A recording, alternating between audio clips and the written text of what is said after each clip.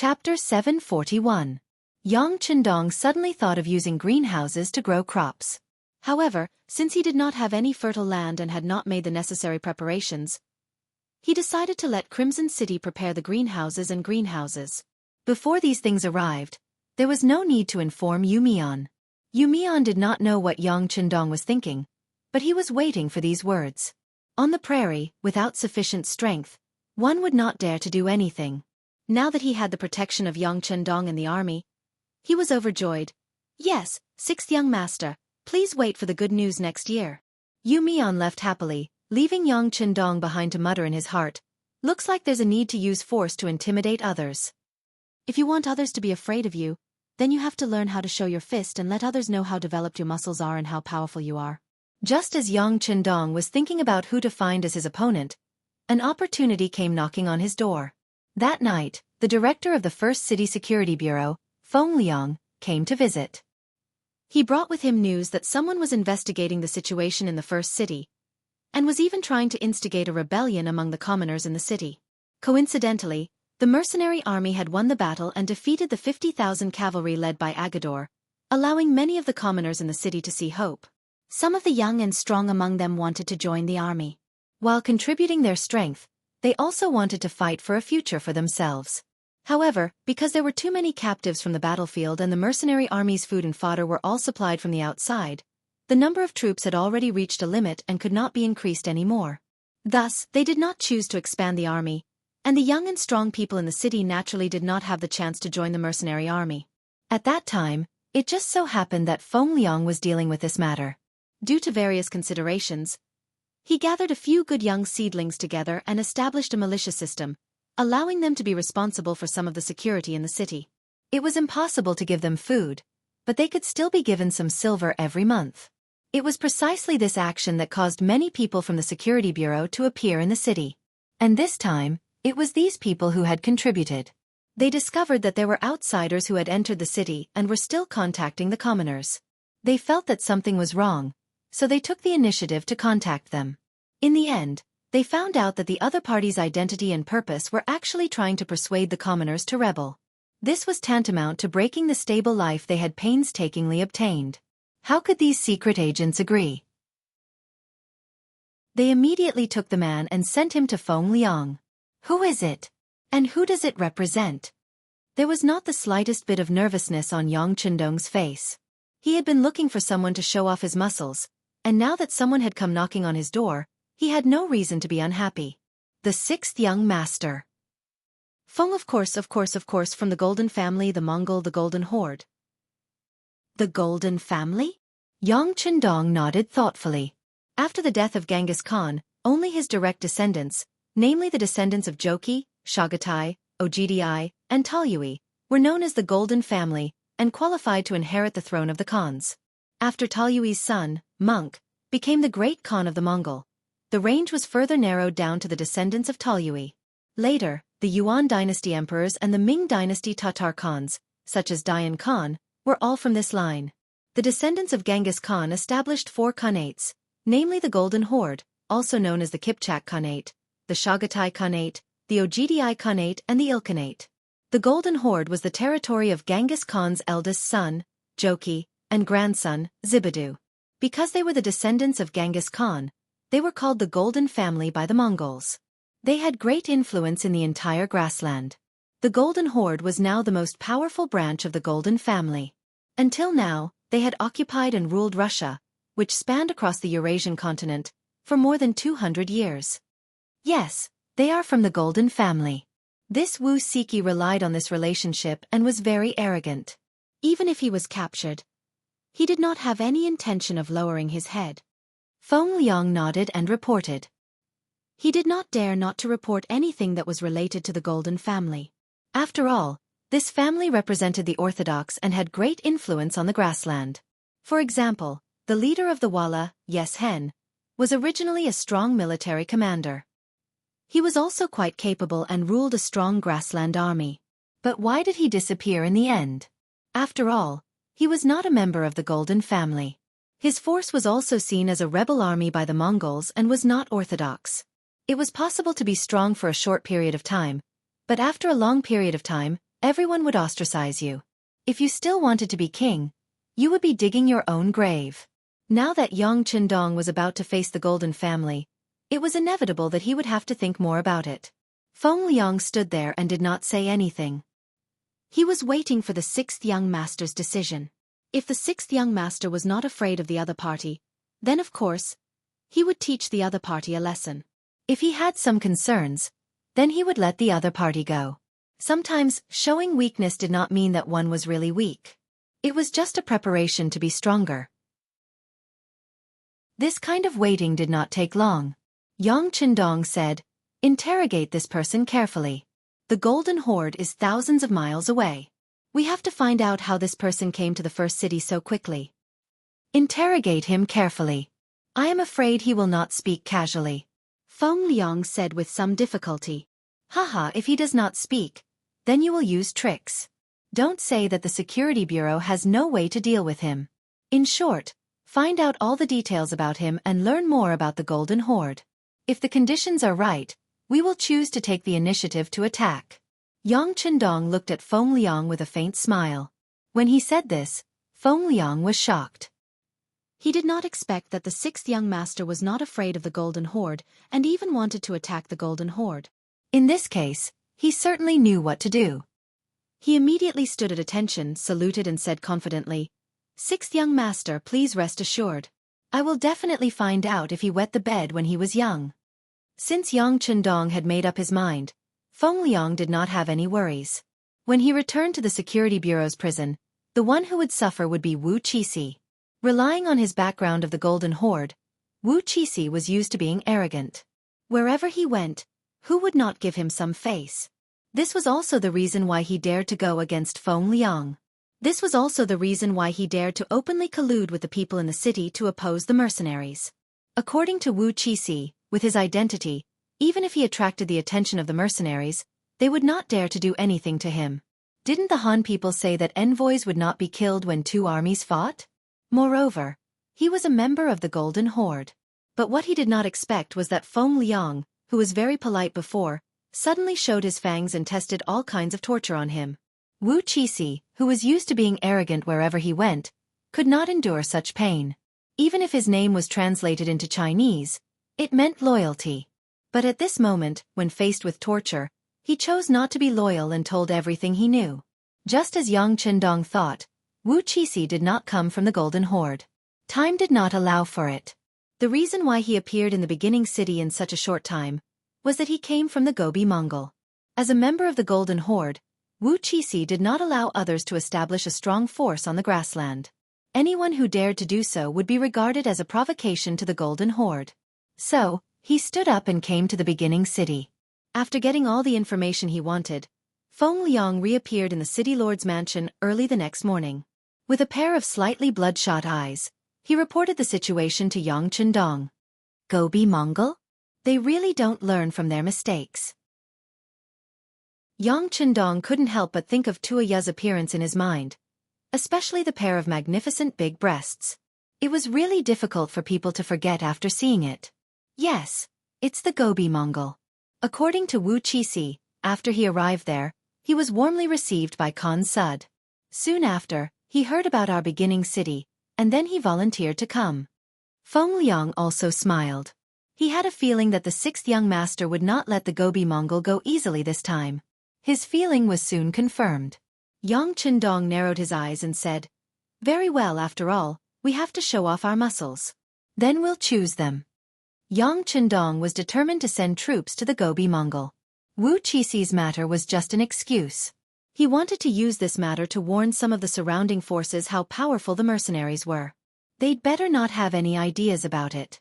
Otherwise, the person who would die would be you, not me. He was determined to take action.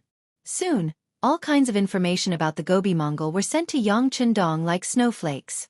The Gobi Mongol was distributed in the Mongol Empire, which was the Khalkha tribe. According to the information obtained, this tribe had about 600,000 soldiers, and its power was not small. However, because the area was too large, their power could not be concentrated at all. Every time they fought with outsiders, the number of troops they could mobilize became very limited. 600,000? Humph. It does have some momentum. After glancing at the number casually, Yang Chendong threw it aside. The so-called 600,000 was not in his eyes at all. After careful analysis, this number was really not a big deal. Other than the old people, children, and women, it was not bad if about 1/5 of the young people who could really ride horses and fight. There were only 120,000 of them, and they were spread out too thinly. They could only face tens of thousands of cavalrymen at most. Even Agador's 50,000 cavalrymen had been defeated, so there was no reason for them not to be able to defeat them.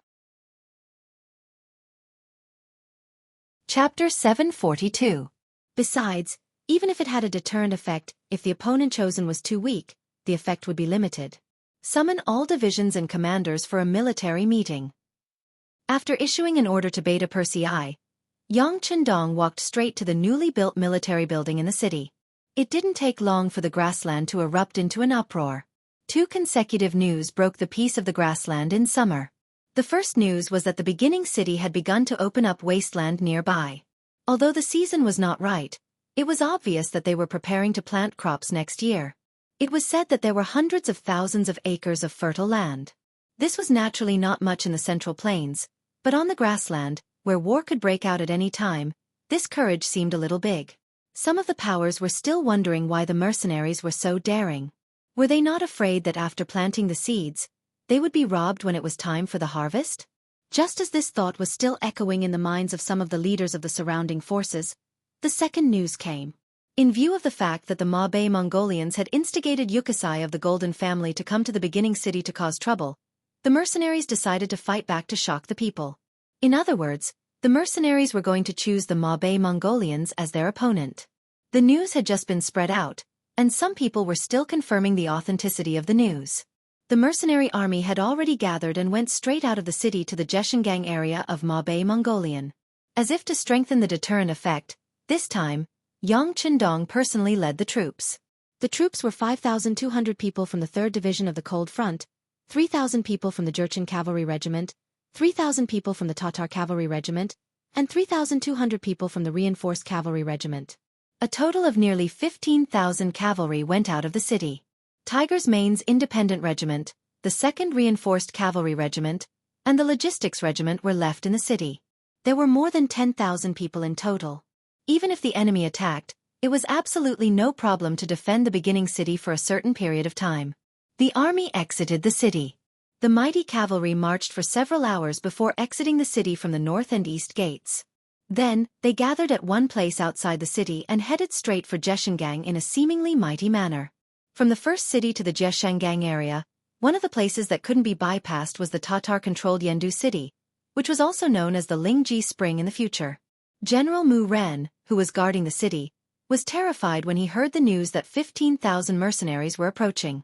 As a powerful local force, Mu Ren had 3,000 cavalrymen and 2,000 infantrymen. Mu Ren shook his head as if he had made some kind of decision. Then he looked at the messenger and said, "Okay, go and do it now." They were all Mongolians in the grassland, so Mu Ren did collect a lot of information about Mabe Mongolia. Previously, he just wanted to protect himself. He was worried that the mercenaries would attack him, but he didn't expect that one day the information could be used to please the mercenaries and protect himself. After the news was summarized, the messenger worked hard again and sent it to Commander Su He. Finally, it was placed in front of Yang Chendong. Looking at the pile of information that was more than half a person high, Yang Chendong laughed and said, "Yes, it seems that this Mu Ren is still very sensible. That's the case, inform the vanguard leader, Yella, to bypass Mabe City and go straight to Jianghu." Yang Chendong knew that for so many years in the chaotic grassland, there were many different forces, and he couldn't solve all of them by himself. Since he couldn't do it for the time being, he had to set a benchmark, and that was to solve those hostile forces first. Mabe City was so close to the first city. If he could make them stay, it was equivalent to telling others that as long as they were honest, everyone could live in peace. Wasn't that an example? As for the Mabe Mongolia, they must be solved. Although it was very difficult to achieve the result of eliminating them, and it might not be possible with this little force, but it was necessary to severely injure the opponent. If he didn't do so, it would not be enough to intimidate others and not be able to establish his prestige. This time, he brought out cavalry, and the logistics team didn't follow him. The soldiers of the army each prepared dry food for 20 days. In other words, unless they could snatch a large amount of the enemy's food, they could only last for about 20 days. If they didn't succeed, they would have to return. This was also a habit of the Mongolian cavalry, or a helplessness due to the constraints of the environment. Without supplies, the logistics couldn't keep up. Who knew how many ambitious people would end up wasting their time on this matter? However, it was also because of this that the distance between each tribe was relatively far, forming a natural safe distance between each other. Just like the information sent by Mu Ren said, the entire Mabe Mongolia existed in the form of scattered tribes, and the farthest distance between their tribes was nearly 2,000 miles. That was to say, no matter how hard Yang Chindong tried, he couldn't run through the entire Mabe Mongolia's territory this time. Even if he couldn't go all the way, he would choose the key place to attack. Looking at the information sent by Mu Ren and comparing it with the map, Yang Chindong focused his attack on the area west of Inma River. Inma River was like a natural moat, established naturally. And in the north of it, there were many Mabe Mongolian tribes, such as Sanfeng Mountain and the Three Gorges Mouth, Kanhali village. But crossing the river to attack was originally a military taboo. It was equal to cutting off one's own retreat and fighting with the enemy. This wasn't what Yang Chindong wanted to see, and in the current situation, he didn't need to take such a risk. It was better for him to stop there, and then continue to exert pressure on the Mabe Mongolian tribes in the area south of Inma River, forcing them to take the initiative to attack him.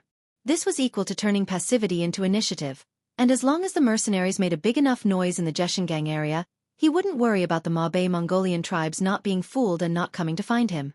At that time, he could wait for the enemy to be exhausted and fight with them.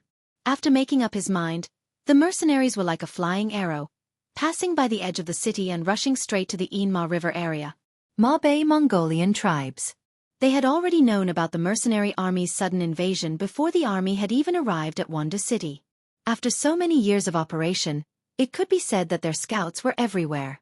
The mercenaries didn't mean to hide their tracks, so the news came immediately. The moment Khan received the news, he was so angry that his eyes widened and his beard blew.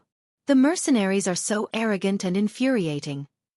It was no wonder that Suda would say that. He was the Khan of Gobi Mongol. He represented a powerful Mongol force. Most people were afraid that he would cause trouble for them. Who would take the initiative to provoke them? Not to mention that Wu Siki was not a member of his tribe. He was an emissary of the Golden Horde. A member of the Golden Horde. What did their actions have to do with him? Head Suda was very angry. He thought that the mercenaries were looking down on him. He thought that they didn't dare to provoke the Golden family, so they targeted him. What? Do you really think that you can look down on us just because you defeated us in the Battle of the Dwarf Rock? If that's the case, humph. Chapter 743.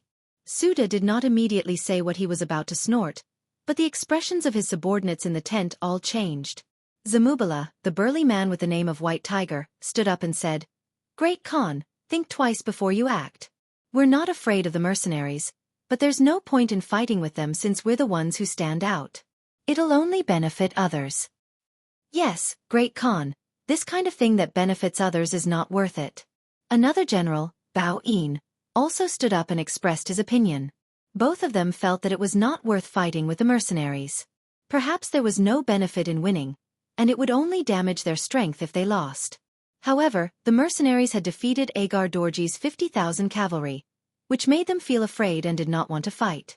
How could Swade not see through the thoughts of these two generals? He, who did not want to fight, took this opportunity to say, "Humph! Since the two generals have the same opinion, then let's retreat. Let's retreat to the north of Inma River first." Swade made the decision to retreat, which was a wise move. Speaking of which, the main force of Gobi Mongol was at the north of Inma River. He had already sent another general, Narasong, to gather the cavalry and young people of the tribes. The reason why he moved forward and occupied the Jeshingang area was to control more territory and snatch more rich resources.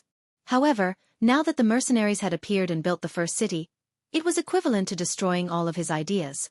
Sud Khan's retreat could be considered a wise choice. The dozens of tribes below had no choice but to put down their temporary encampments, leaving behind the beautiful grazing land in front of them and retreating together with the Khan. Not everyone was obedient. In this world, there were always some people who were not afraid of anything. They were optimistic that even if the sky fell, there would be someone tall to hold it up. As for the fact that they were unknown to the public, no one would have any ideas about them. Speaking of which, there were many people like this. They could not make the decision to give up the beautiful water plants in front of them and chose to stay. They were hoping that the mercenaries wouldn't notice them at all and would just brush past them. They should be chasing after the main force of Sud Khan. In the past, it was difficult for Yang Qindong to find them. But since he got the information provided by Mu Ren, he knew the distribution of the Mongolian tribes in the Jishingang area. When the scouts at the front sent news that the Sudakhan had begun to retreat, but there were still some small tribes and even some individual households that did not listen to the advice to leave, he immediately seized this opportunity. Newsen Vanguard Regiment, don't stop. Continue to pursue and attack. Let the 1st Cavalry Regiment rush forward and rob the people and livestock. The Mongols were not the only ones who knew how to plunder people and resources. Mercenaries did the same.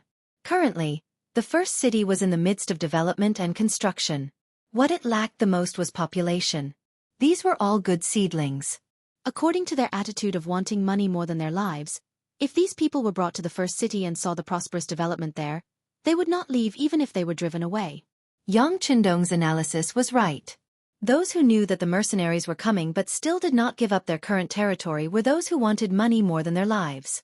After they were robbed and brought to the first city, they quickly fell in love with it and made great contributions to the development and construction of the first city in the future.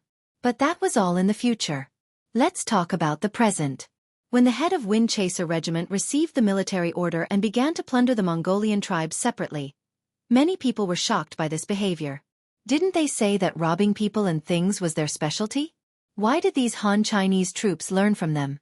Was it a joke when others said that the great Ming dynasty was rich in resources and had a large population? No matter what these people thought, the 1st Cavalry Regiment of Wind Chaser Regiment did not show any mercy. From large tribes with hundreds of people to small individual households with only 3 to 5 people, they did not let any of them go. According to the information provided by Mu Ren before, they found every one of them accurately. In some places, according to the information, they could not see anyone, only some traces of tents. But in some places, they did find a large number of horses and sheep, as well as a small number of frightened Mongolian people. According to the military order, the mercenaries did not kill anyone. As long as the other party did not resist, they would only be taken away together with the animals. On the contrary, if they wanted to resist desperately, they would not show any mercy. Even before they got close to the enemy, the arrows from a distance were enough to kill them. This led to a situation where Sud Khan led the army and kept walking in front. Behind him, more and more tribal people who refused to leave became captives in the hands of the mercenaries. When this kind of news began to gather one by one, it finally aroused strong dissatisfaction from Sud Khan. Even the generals and soldiers below had angry expressions on their faces. Although he was angry, Sud Khan also knew that if he went back now and fought with the mercenaries, both sides would suffer losses. For the future, for the big picture, he could only bear with it. However, his mouth still did not let them off. Humph. Mercenaries. Remember this. The contempt and sin that you have imposed upon us today will be paid back tenfold or even 100-fold in the future. In just 12 days, the 1st Cavalry Regiment of Wind Chaser Regiment had captured 5,000 Mongolian people, and the number of horses and sheep that they had captured was uncountable. With so many captives and resources suddenly increasing, the speed of the mercenaries was greatly affected, and the army started to slow down. Luckily, they had captured too much, especially some of the Mongolians who resisted. After they died, the horses and sheep became ownerless and could be used by the mercenaries. Kill some of the ownerless fat sheep to replenish the army's food. At the same time, send someone to inform Commander Yella to slow down and wait for our army to meet up. After knowing that Yella's Nuzan Cavalry Regiment was a day's journey away from the main army, Yang Qindong gave this order. Yang Qindong's military sense was really strong. The moment he felt that something was wrong, he immediately corrected it. However, this order was still a little too late. At this time, the Nuzan Cavalry Regiment was already being watched closely by Sud Khan. They had been chased for 12 days, and the Mongol army had even escaped first, so they had more than 12 days to escape. Finally, they came to the side of the river. Once they crossed this river, they would be able to meet up with more Mongol cavalry regiment. By the time they reached this point, Sudur Khan's confidence had also become a lot stronger. Especially when the scouts at the rear sent news that a 3,000-man cavalry was 50 to 60 li behind them, while the main force of the mercenaries would take a full day to reach them. A smile that hadn't been seen for a long time appeared in Sudur Khan's eyes. Ha ha ha, only 3,000 cavalry, and you dare to chase us so close? Since you don't know life from death, don't blame me for eating you. The enemy's forces were so small, and Sudur Khan saw hope. After continuously retreating, the morale of the entire tribe was very low, and they urgently needed a victory to boost their morale. He immediately called his subordinates, Zamubala and Bao-in, and told them his thoughts. Sudur Khan looked at them expectantly, waiting for their decision. The two generals did not expect Sudur Khan to have the idea of fighting with the mercenaries. However, when they heard that the enemy only had 3,000 cavalry behind them, they became excited. Although the mercenaries were tough bones and were not easy to chew, the result was that both sides would suffer heavy losses. However, the enemy only had 3,000 cavalry, and even if they fought, their losses would be limited. The important thing was that they had been running for so many days, and had long been suppressing the anger in their hearts. If they had the chance to vent it out, it would raise the morale of the army and the people. Fight. The two generals hesitated for a moment before making the same decision. You can't fight. While Sudur Khan was still excited about the actions of the two generals, another crisp voice came from the entrance of the tent, and then Princess Narain Tuya's figure walked into the tent. Because of her figure, her boundless chest squeezed in before she arrived. Then, Princess Tuya's beautiful figure appeared. She first glared at the two generals, especially Bao-in. This person had previously said that the mercenaries were very powerful, and fighting with them would not be worth the loss. But now, he actually advocated for a fight, which made her somewhat disappointed. After looking at the two generals, Tuya's gaze fell on Sudur Khan. Father, you can't fight. The mercenaries are very powerful, and even the Walla's best fighter, Yes Hen, is not their opponent. Previously, there was the news of Agador's 50,000 cavalry being wiped out. If we fight with them, it will be difficult to win. What does a girl know? Seeing that his daughter dared to question his father's decision, Sudur Khan's face immediately showed anger. To be able to become a Khan, there must be something good about him. After being in the position for so long, his body had formed a unique domineering aura. Normally, even someone as valiant as Zamubala wouldn't dare look him in the eyes. However, today, in front of Tuoya, she wasn't afraid at all. She looked straight back at her father's eyes. Fighting with the mercenaries will only cause our Gobi Mongol to fall into a state of eternal damnation. Living in the grassland since childhood, Tuya was used to seeing people fight to the death with their enemies, and this made her admire heroes even more. And a long time ago, when she learned that the traitor of the grasslands had also been defeated by a young talent of the great Ming dynasty, she began to admire him. She had always wanted to meet him, to see what kind of person he was, to be able to defeat this traitor of the grasslands with less than 1/10 of his military strength. Chapter 744. However, Tuoya, who was not fated to enter the great Ming dynasty, thought that there was no hope in her life. She never thought that she would meet him on the grassland one day. However, she did not know him and missed him in the end. After the battle, when she found out that the Han youth who saved her from Hararushi was the war god of the great Ming dynasty that she had admired for a long time, she even had the idea of going to the beginning city to see this war god again. Her worship made Tuoya interested in Yang Chendong. Although it was not to the extent that she had feelings for him, at least she had a good impression of him. However, this was not enough to make her lose her mind. Especially when she saw her father's failed sneak attack last time, she sadly discovered that they seemed to have become enemies. Would there be a good result if she took the initiative to meet the enemy? However, she really wanted to see Yang Chendong and tell him that she admired him very much. Under such psychological contradictions, the mercenaries suddenly sent out their troops, and their target was the Mongol tribe in the Gobi Desert. When she first heard the news, Tuoya was a little angry. However, she thought about it from Yang Chendong's perspective. First, there was a sneak attack for no reason, and then there was the suspicion of instigating Wuxia. It seemed that the decision to send out troops was not a big deal. When the mercenaries sent out their troops, Her father immediately made the decision to retreat, which made Tuoya very happy. Dodging the mercenaries' attack this time was a sign of weakness, but it was also a sign of goodwill. With this experience, as long as her father was willing to lower his head, it would be possible for him to become friends with the mercenaries. Tuoya believed that a true hero would not lower himself to the same level as a weakling. In a happy mood, although they were escaping, Tuoya's face was full of smiles.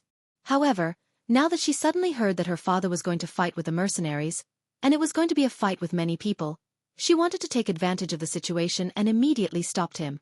If this battle was fought, then no matter if they won or lost, they would only be enemies with the mercenaries in the future. It would be difficult for them to become friends. This was definitely not the result she wanted to see. What eternal damnation! This time, the mercenaries came with great force. We have already backed down, but they still captured a few thousand of our tribesmen. Who knows how many horses and sheep they captured? Have they ever considered our feelings? Let me tell you, we have to fight this battle. Not only that, we have to raise the morale of our Mongol cavalry. Men, take the princess away and keep a close eye on her. Without my orders, she will not have any freedom. Suitor, who had already made his decision, would not allow anyone to interfere with him. Even if this person was his beloved daughter, it was still the same. The bodyguards outside the tent heard the Khan's order and walked into the tent.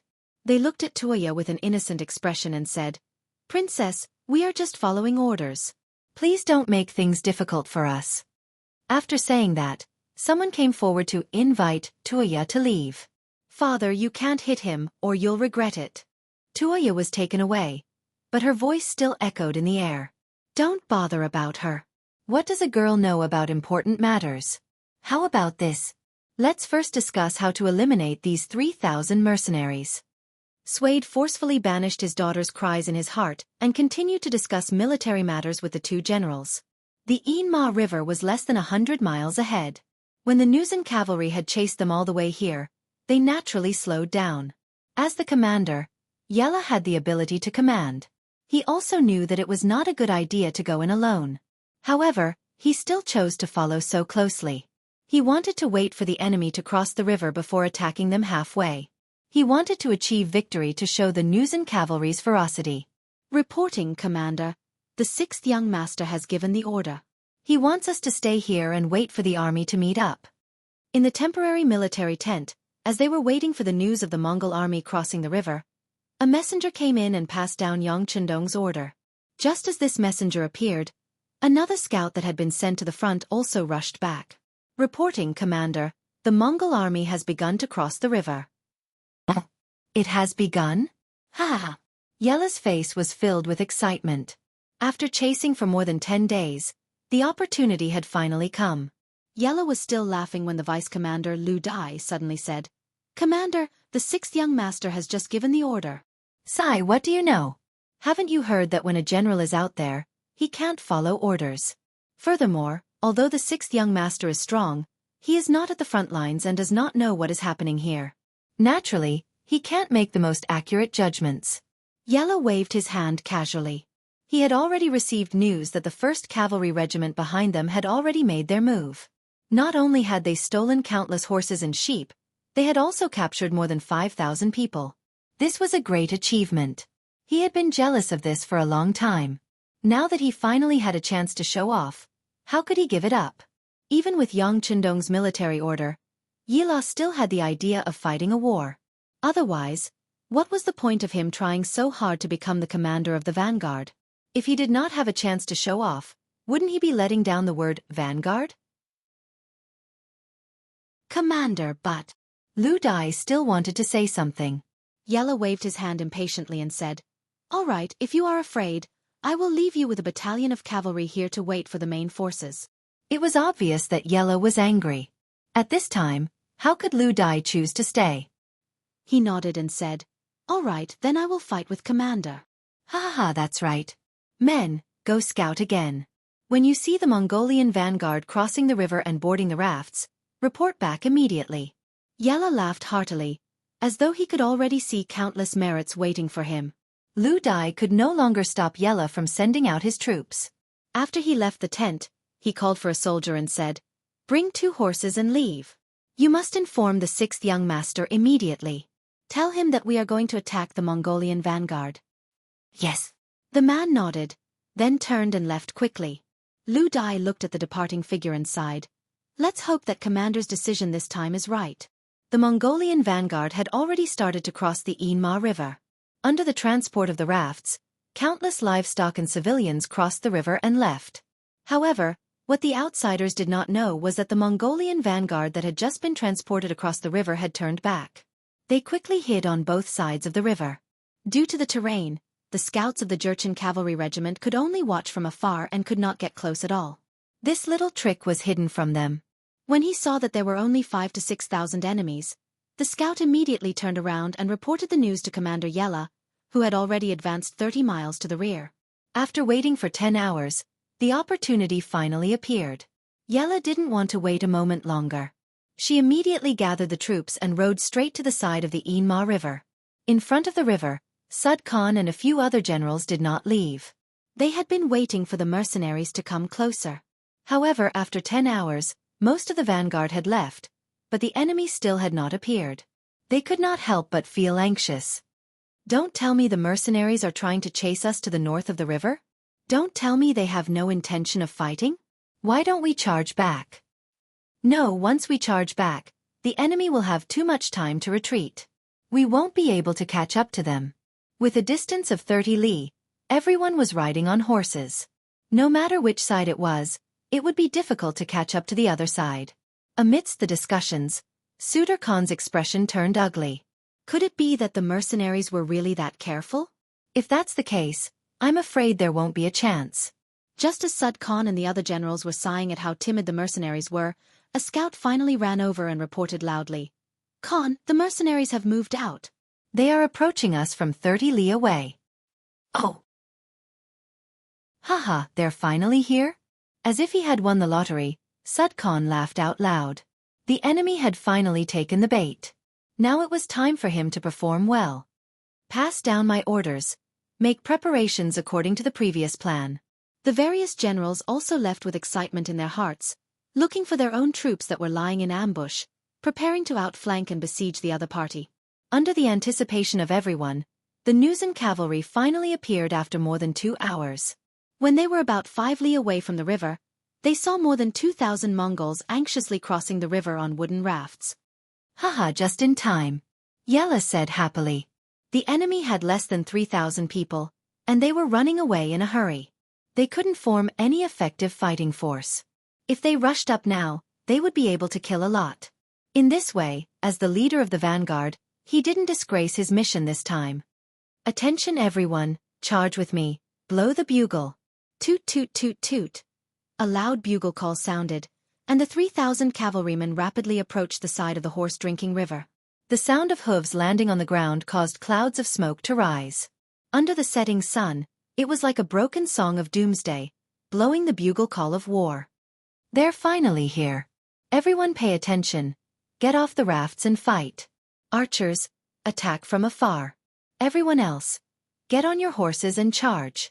Sud Khan, who couldn't wait any longer, smiled when he saw that the mercenaries had fallen for the trap. Only 3,000 people came. It was finally time for him to take revenge.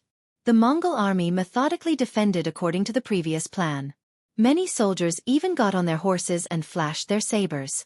This scene fell into the eyes of the vice leader of the Nuzan cavalry, Lu Dai, who was getting closer and closer. He felt that something was wrong. Chapter 745. Leader, something's not right. Look, the enemy isn't panicking at all. Instead, they seem to be prepared. Lu Dai's voice traveled into Yella's ears, and he couldn't help but take a closer look. Although he had doubts in his heart, he still said fearlessly, "It's fine, we have 3,000 elite cavalrymen, and the enemy has less than 3,000 men. Even if we face them head-on, they won't be a match for us. Charge!" The comparison of forces and the quality of the soldiers gave Yella unlimited courage and confidence. However, not long after he said that, the ground around them suddenly trembled. Following that, a large number of Mongolian cavalry appeared on their left and right. From afar, they seemed to cover the sky and the earth, as if there was no end to them. Not good. We've fallen into a trap. The enemy has set up an ambush. Lu Dai quickly reacted to the situation. When he saw that there were around 10,000 Mongolian cavalrymen in front and to the side, he cried out in surprise. Yela's expression finally changed. He could naturally tell that this was the enemy's plan to surround them. However, it was too late to retreat now. He gritted his teeth and shouted, "Brothers, don't be afraid. We'll fight to the death. At most, we'll be heroes again after 18 years. Yes, don't be afraid. I've already sent someone to inform the 6th young master. I believe that reinforcements will arrive soon. That will be the time for us to obtain victory. Now, everyone listen to my orders. Use the 3-to-3 strategy to deal with the enemy. Don't kill the enemy. Just protect yourselves first." Lu Dai's voice rang out, stabilizing the morale of the troops. "Did you send someone to inform the 6th young master?" Yela, who was at the side, asked with a suspicious look. "Yes, please forgive me for not asking for permission." Lu Dai replied. "It's fine. You did the right thing. Looks like the 6th young master is still the best. I shouldn't have disobeyed orders," Yela said with a face full of regret. At this moment, it was useless to say anything. Facing an enemy that was 3 times their size, and the enemy was already prepared, the Nuzan cavalry began to struggle for a long time. At this moment, the 3-3 tactic played a key role. Every group of 3 cavalrymen formed a small group, leaving their backs and sides to their comrades as much as possible. This allowed them to face the enemy, kill the enemy, and wound them without worry.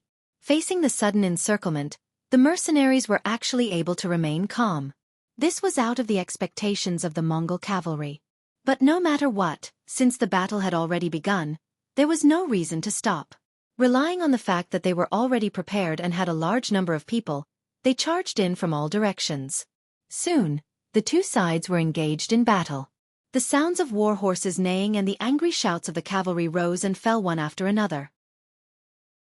The sun was setting in the west, and the sky was already turning red.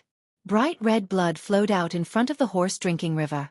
Cavalrymen were constantly being cut down from their horses, and the sounds of howling and screaming were endless. Yela waved his saber and slashed at the Mongol cavalry one after another. After fighting for less than 2 hours, his entire body was already covered in blood. However, whether the blood was from his own body or from the enemy's body, he was already unable to distinguish. Now, he only knew how to wield his saber mechanically. He only knew that when he saw someone who was not wearing a military uniform, he would wield his saber and slash at them. Under such desperate resistance, the last ray of the setting sun finally fell, and the sky began to turn dark. Once the sky turned dark, it was difficult for both sides to unleash their full strength. When they could not see the situation on the other side, the speed of their attacks became more careful. It was as if they were afraid that they would hurt their comrades if they were not careful.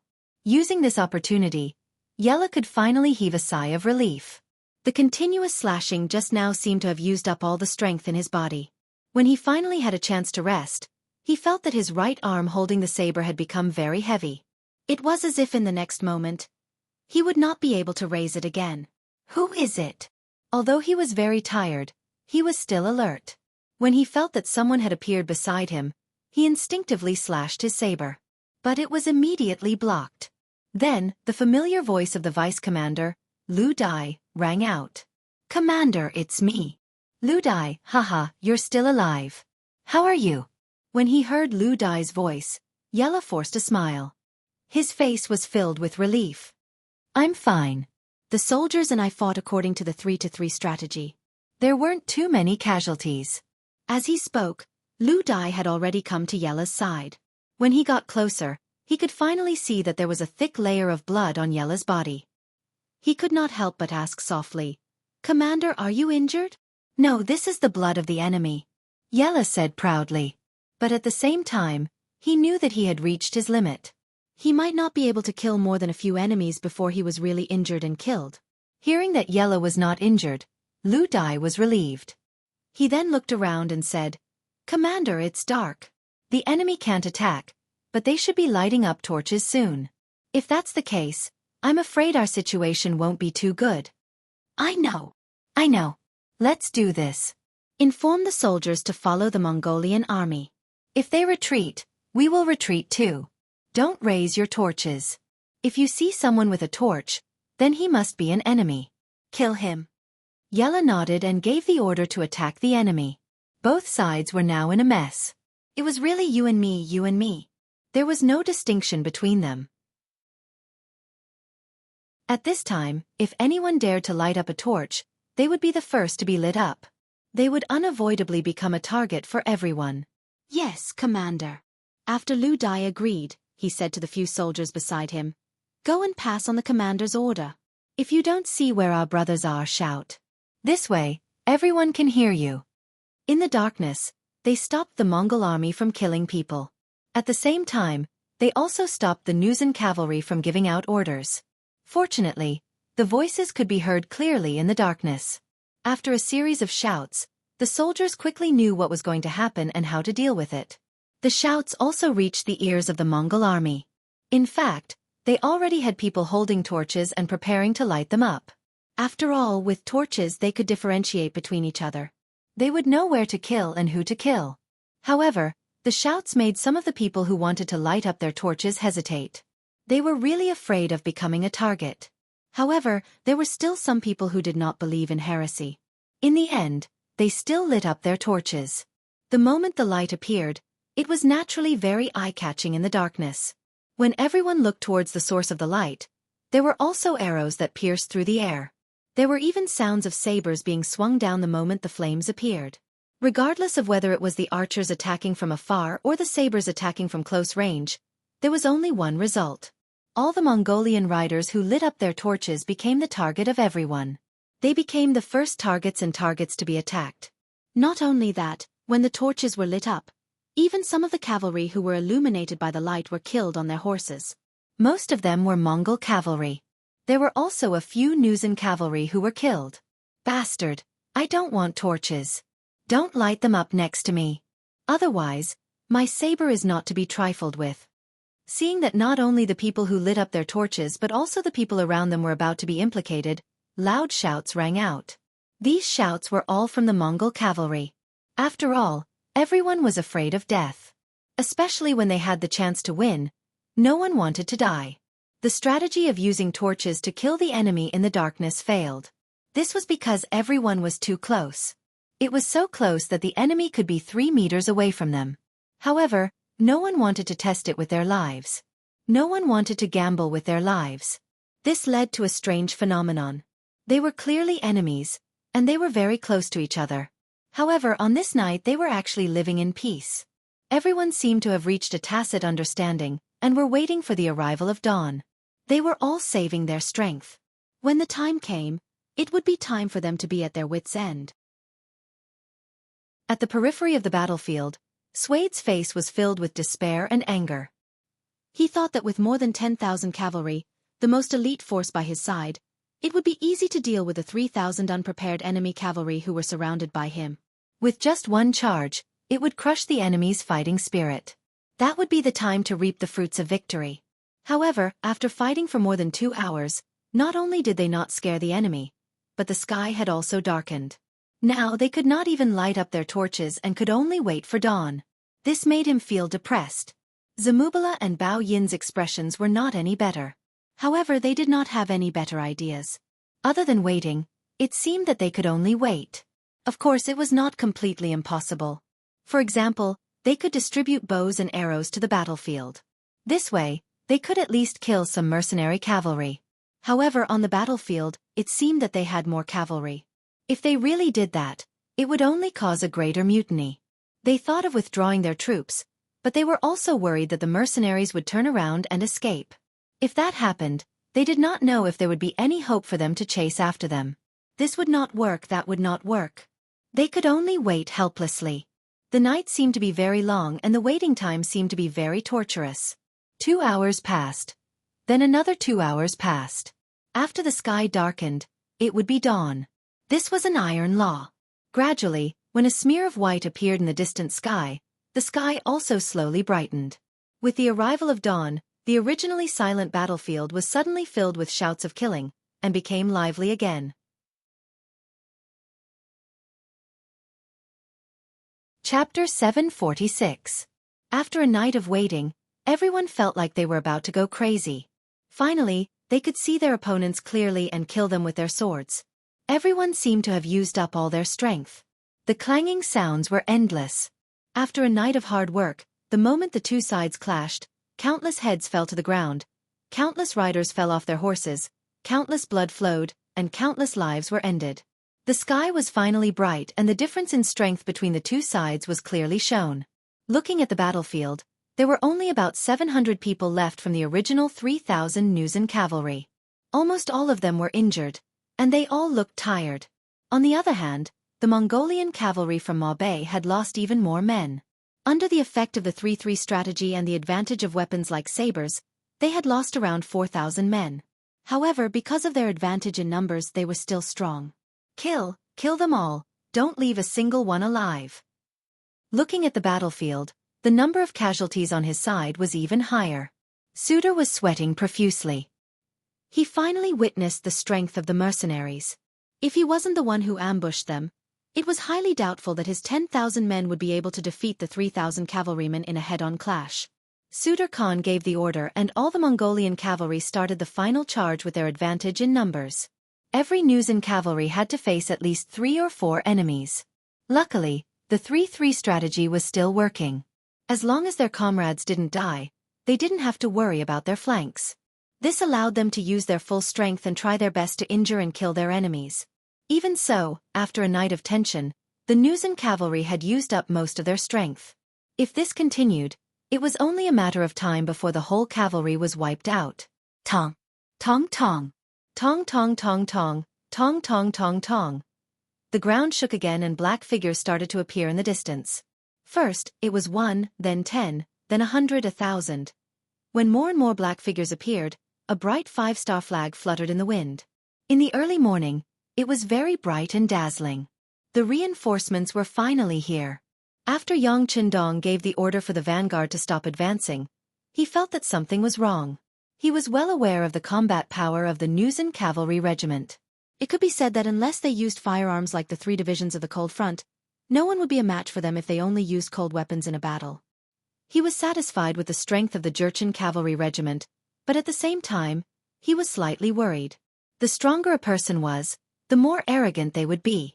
Once the opportunity appeared, in order to perform better, they would most likely not listen to his orders. Yang Qindong was proud, but he was never arrogant. He had a good understanding of the generals under his command, especially the ones he had put in important positions. If he gave orders to Zhu Feng's reinforced first group, or Lu Zhu's reinforced second group, they would unconditionally listen to his orders. However, this might not be the case for the Jurchen and Tatar cavalry.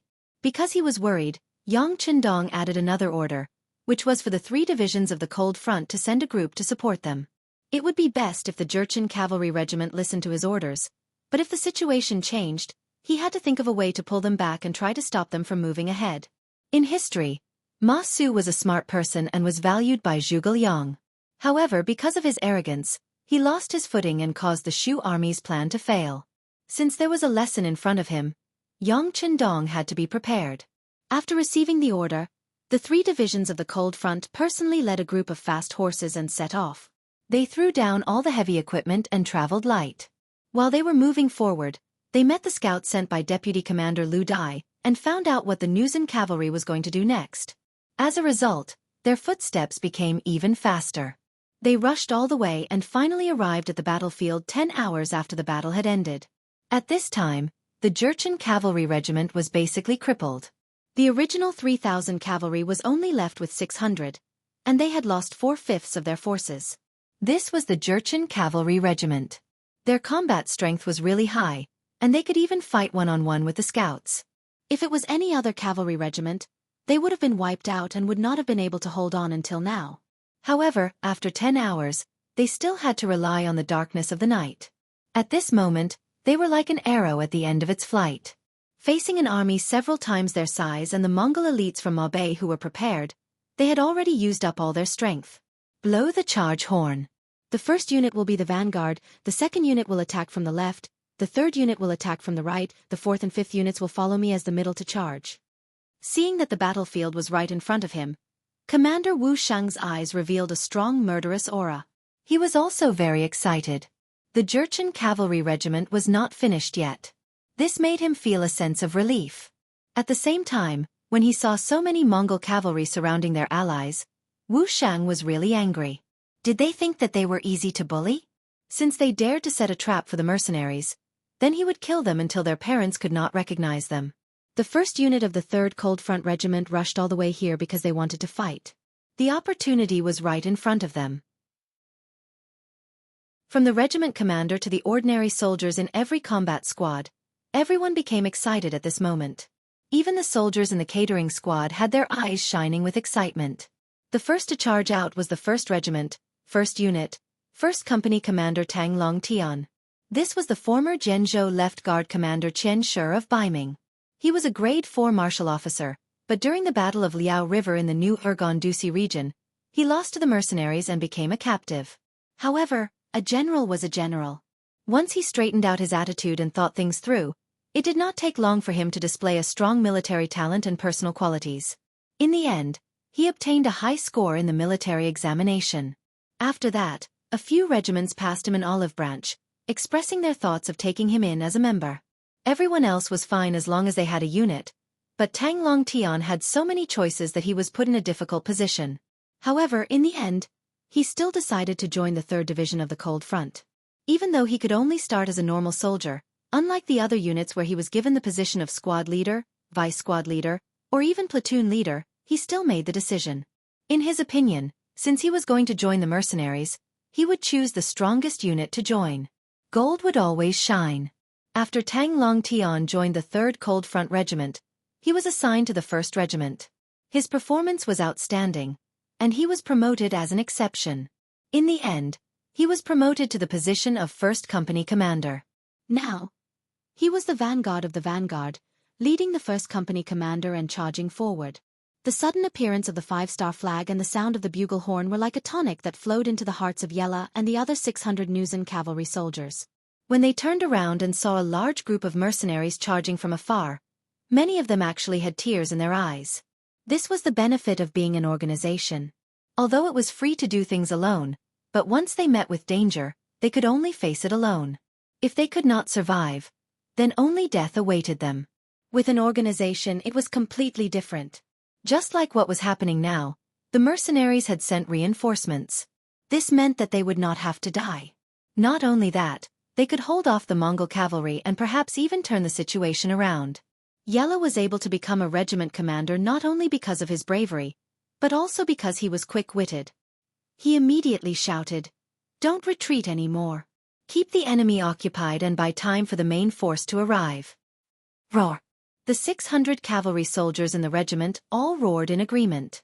Then, they changed their attitude of retreating and suddenly launched a ferocious attack on the middle of the Mongol army. Potential was something that was hard to predict. Usually, one could unleash several times their strength. Everything depended on the situation and the atmosphere. Now, the Jurchen cavalry regiment was able to display their potential and suddenly became lively and lively. Correspondingly, the Mongol cavalry panicked. They had originally thought that the enemy would definitely be defeated, and that they only needed to chase after them like a dog that had fallen into the water. Who would have thought that the enemy would have reinforcements? The moment the sun rose, before they could unleash their full strength, the enemy had appeared. The Mongol cavalry, who were already shocked by the Nuzan cavalry's stubbornness, had already lost their will to fight. After all, anyone would instinctively want to hide as far away as possible when facing a dying person who was looking for someone to fight for their life.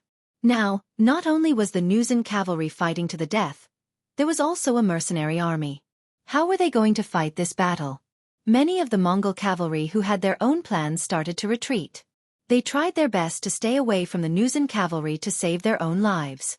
The Mongol cavalry retreated and avoided them. This was equivalent to opening up a path for the Nuzan cavalry, giving them more chances to reach the middle of the army and threaten the enemy commander. One could imagine what kind of scene it would be if they were entangled with the mercenaries and the main force of the mercenaries came to kill them. Sud Khan was also shocked by this scene. He did not expect the mercenary reinforcements to arrive so quickly. He knew that he did not have much time left. He turned around and looked at the Inma River. Seeing that the wooden rafts were ready, he immediately made a wrong decision. Retreat! Retreat with me. As long as we retreat to the other side of the river, they will not be able to do anything. Was it right to retreat? Chapter 747. Of course, it was not a mistake. It was just that the timing was not right. He could have arranged for a group of cavalry to block the charge of the Nuzan cavalry and retreat. However, the Sutta, whose life was in danger, was afraid and made a wrong decision. He did not leave anyone behind to defend against the enemy. Instead, to save his own life, he was the first to dismount and lead his horse onto the wooden raft. This caused the Mongolian cavalry, whose morale was shaken, to lose their morale and become chaotic. Along with Sudur Khan getting on the wooden raft, the other Mongol cavalry saw that the situation was not good and did not hold back. They all got off their horses and charged onto the wooden raft. At that moment, they finally had a chance to show off their nimble and agile skills. All of them risked their lives to get on the wooden raft and retreat. Along with them were his generals Zamubala and Bao Yin. Since even the Khan wanted to escape, why would they be so foolish as to bring their men to block the enemy? They were the same as everyone else. They only had one life. The commander and a few other generals were the first to escape. After the wooden raft was filled, they quickly rowed towards the center of the river, leaving behind many Mongol cavalry who did not get on the wooden raft. All of them were anxious. Seeing the Nuzan cavalry charge right in front of them, they could only brace themselves and charge up. They could not retreat and could only fight. This was a choice that they had no other choice. However, such a choice was something that they had no choice but to do. They were destined to lose their morale and fighting spirit. They were destined to be a pile of loose sand and would definitely fail. Commander Yella used the last of his strength to lead Deputy Commander Lu Dai and the other 600 warriors to wave their blades and kill the Mongol cavalry who were already panicking and afraid. Under this kind of attack, the enemies were quickly scattered in all directions. The number of soldiers was many times their number, but without the orders of their general, they could only dodge and hide. They could not display their original strength. Tang Long Tian arrived. As the vanguard of the vanguard, the moment the order was given, he led the first company to charge to the front. When they were less than 50 meters away from the first batch of Mongol cavalry, the warriors of the first company raised their right arms and took out their steel crossbows. 7 consecutive shots lit up, and arrows shot forward effortlessly. They hit the Mongolian cavaliers who were caught off guard and were still in a state of panic. In just a short encounter, dozens of enemies were killed. However, this was just the beginning. The 7 consecutive shots continued to display its advantage. Under the rapid firing of arrow after arrow, the Mongolian cavalrymen who were thrown into disarray were shot down from their horses and lost their ability to fight. In this battle, Tang Long Tian could be said to have killed to his heart's content. Facing the Mongol army that had lost all morale and were only focused on escaping, forgetting that they still had bows and arrows on their backs and could retaliate, the Mongol army actually quickly fired out all 7 consecutive shots, killing over 300 of their enemies in the process. This was equivalent to unleashing more than 300% of his combat strength. This was a great contribution. Overjoyed, Tang Long Tian put away his 7 consecutive shots and shouted to his subordinates, "Draw your swords, kill the enemy, it's time to make contributions." Kill. The 100 warriors who did not lose any of their men shouted loudly and cooperated with him. Then, they followed behind their company commander and stabbed into the chaotic Mongolian cavaliers like a needle. Tang Long Tian was charging forward with all his might, showing that he wanted to meet up with the Nuzan cavalry. Behind him, the commander of the 1st Battalion, Guafeng, led the other 3 companies and rushed over. Another wave of 7 consecutive shots heavily injured the Mongol cavalry, greatly reducing the enemy's strength and achieving the goal of heavily injuring the enemy and breaking their hearts. The 2nd and 3rd battalions followed the orders and attacked from the left and right, forcing the Mongol cavalry who were running away in all directions back to the main formation. Then Division Commander Wu Shang led the 4th and 5th battalions to charge forward, giving the Mongol cavalry another heavy blow, causing them to feel as if they had nothing left to live for. In the middle of the Yinma River, the wooden raft was still crossing the river. Cold sweat flowed down Khan Sud's forehead uncontrollably. He was afraid and angry. When he saw his soldiers on the riverbank facing the charge of the mercenaries, they were unable to fight back at all. When they were either dead or injured, his heart was bleeding. However, he was also glad that he was fast enough to escape into the river.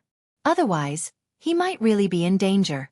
However, he did not think that if he did not escape immediately and waited for battle, he might have a chance to bring more soldiers across the river. After all, the reinforcements this time were only a regiment of about 2,000 men. Moreover, one of the battalions was a reserve battalion. Their combat strength was not as strong as the other battalions. This was also why the 3 cold front regiments only had 5,200 men. However, it was too late to say anything now. He had already retreated, and no matter what, he would not go back. All he could do was pray in his heart and hope that his soldiers could rely on their own strength to escape. In fact, there were indeed some Mongol cavalry who were skilled in riding and had quick thinking who escaped. After all, they had the advantage in numbers. However, there were very few of them. During this battle, even though the 1st Regiment of the 3 Cold Vanguard Divisions did not use the 95 style they carried on their backs because they wanted to increase their accuracy when they fought on horseback, the 7 consecutive shots in their hands were still quite useful. The waves of arrows destroyed the courage of the Mongolian cavaliers, and there were less than 1,000 enemies who truly dared to flee at this moment. There were more than 600 people on the rafts, but 1,000 of them escaped. The rest were either killed, injured, or captured. The 10,000 Mongol army was killed by the Nuzan cavalry and the 3rd Cold Front Division. Around 6,000 people were injured and 1,500 people were captured. The war was finally over. As the wooden raft crossed the middle of the Inma River, it disappeared behind the other side. The Mongol cavalry who were still alive made a smart choice. They dismounted and surrendered. At this time, Wu Shang came to the side of Commander Yella and Deputy Commander Lu Dai. "How are you guys? Do you need a medic to treat your injuries?" "We're fine. Even if we're injured, it's just that we don't have any strength left." Yella smiled bitterly and shook his head to reject the medic Wu Shang sent. Although they had won the battle, their losses were also huge. Moreover, these losses were caused by his disobedience to military orders and making the wrong decision. This caused his expression to become unsightly. Yella did not even know what to do next. How could he face the 6th young master as a criminal? As if he could see that Yella was not in a good mood, Wu Xing patted him on the shoulder and said, "Okay, don't think too much. The 6th young master is wise. You have to believe in this." The reason why Wu Shang was so nice to Yella when he disobeyed orders was naturally because of the bravery he displayed. The 3,000 Nuzan cavalry actually fought the 10,000 Mongol cavalry for an entire night and even heavily injured them. This kind of result was not bad even in the 3rd Cold Front Division. Since they could fight, they should be respected. Wu Shang's words seemed to give Yella some confidence. At the very least, he forced a smile on his face. "Thank you, Teacher Wu. No need to thank me. It's all because of your performance that I admire." Wu Shang nodded gently and then said to the correspondent beside him, "Immediately send someone to report this matter to the 6th young master. At the same time, send someone to the nearby forest to find wood and get a carriage. I think the comrades of the Jurchen Cavalry Regiment are tired. Let them get on the carriage and have a good rest." The smoke of the battle gradually dissipated and the river drinking horse returned to silence. Wu Shang, who had chased away the Sud, did not intend to pursue. Firstly, he did not have a ready-made wooden raft. If he wanted to rush, he would need time. Who knew where the enemy would escape during this time? Secondly, with the experience of Yella's Nuzan cavalry, if he forced his way across the river and the Mongol cavalry was waiting for him on the other side, wouldn't he be sending himself to be attacked? One was in the river and the other was on the shore. There was not much of an advantage. He didn't give the order to pursue and instead turned back. This indeed made the plan of Sud Khan, who was waiting on the other side of the Inma River, fail. Just as he crossed the river, another general under him, Naderasong, also brought 20,000 cavalry over. He then formed an encirclement and waited for the mercenaries to appear.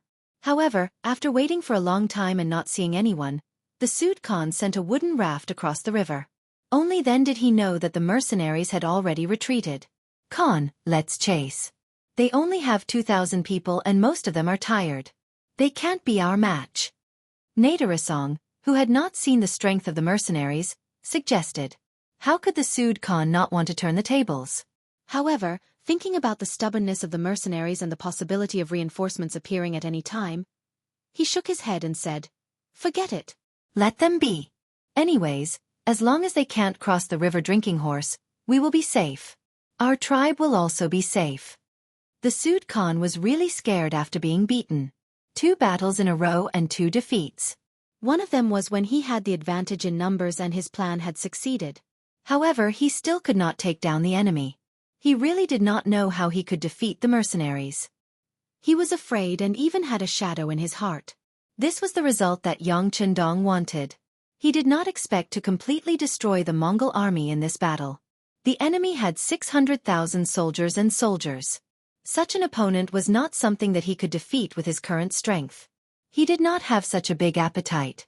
Beating the enemy until they were afraid and did not dare to find trouble with him was the main goal of this battle. Now it seemed that the strategy had been achieved. Just from this point alone, it was worth it to send out troops.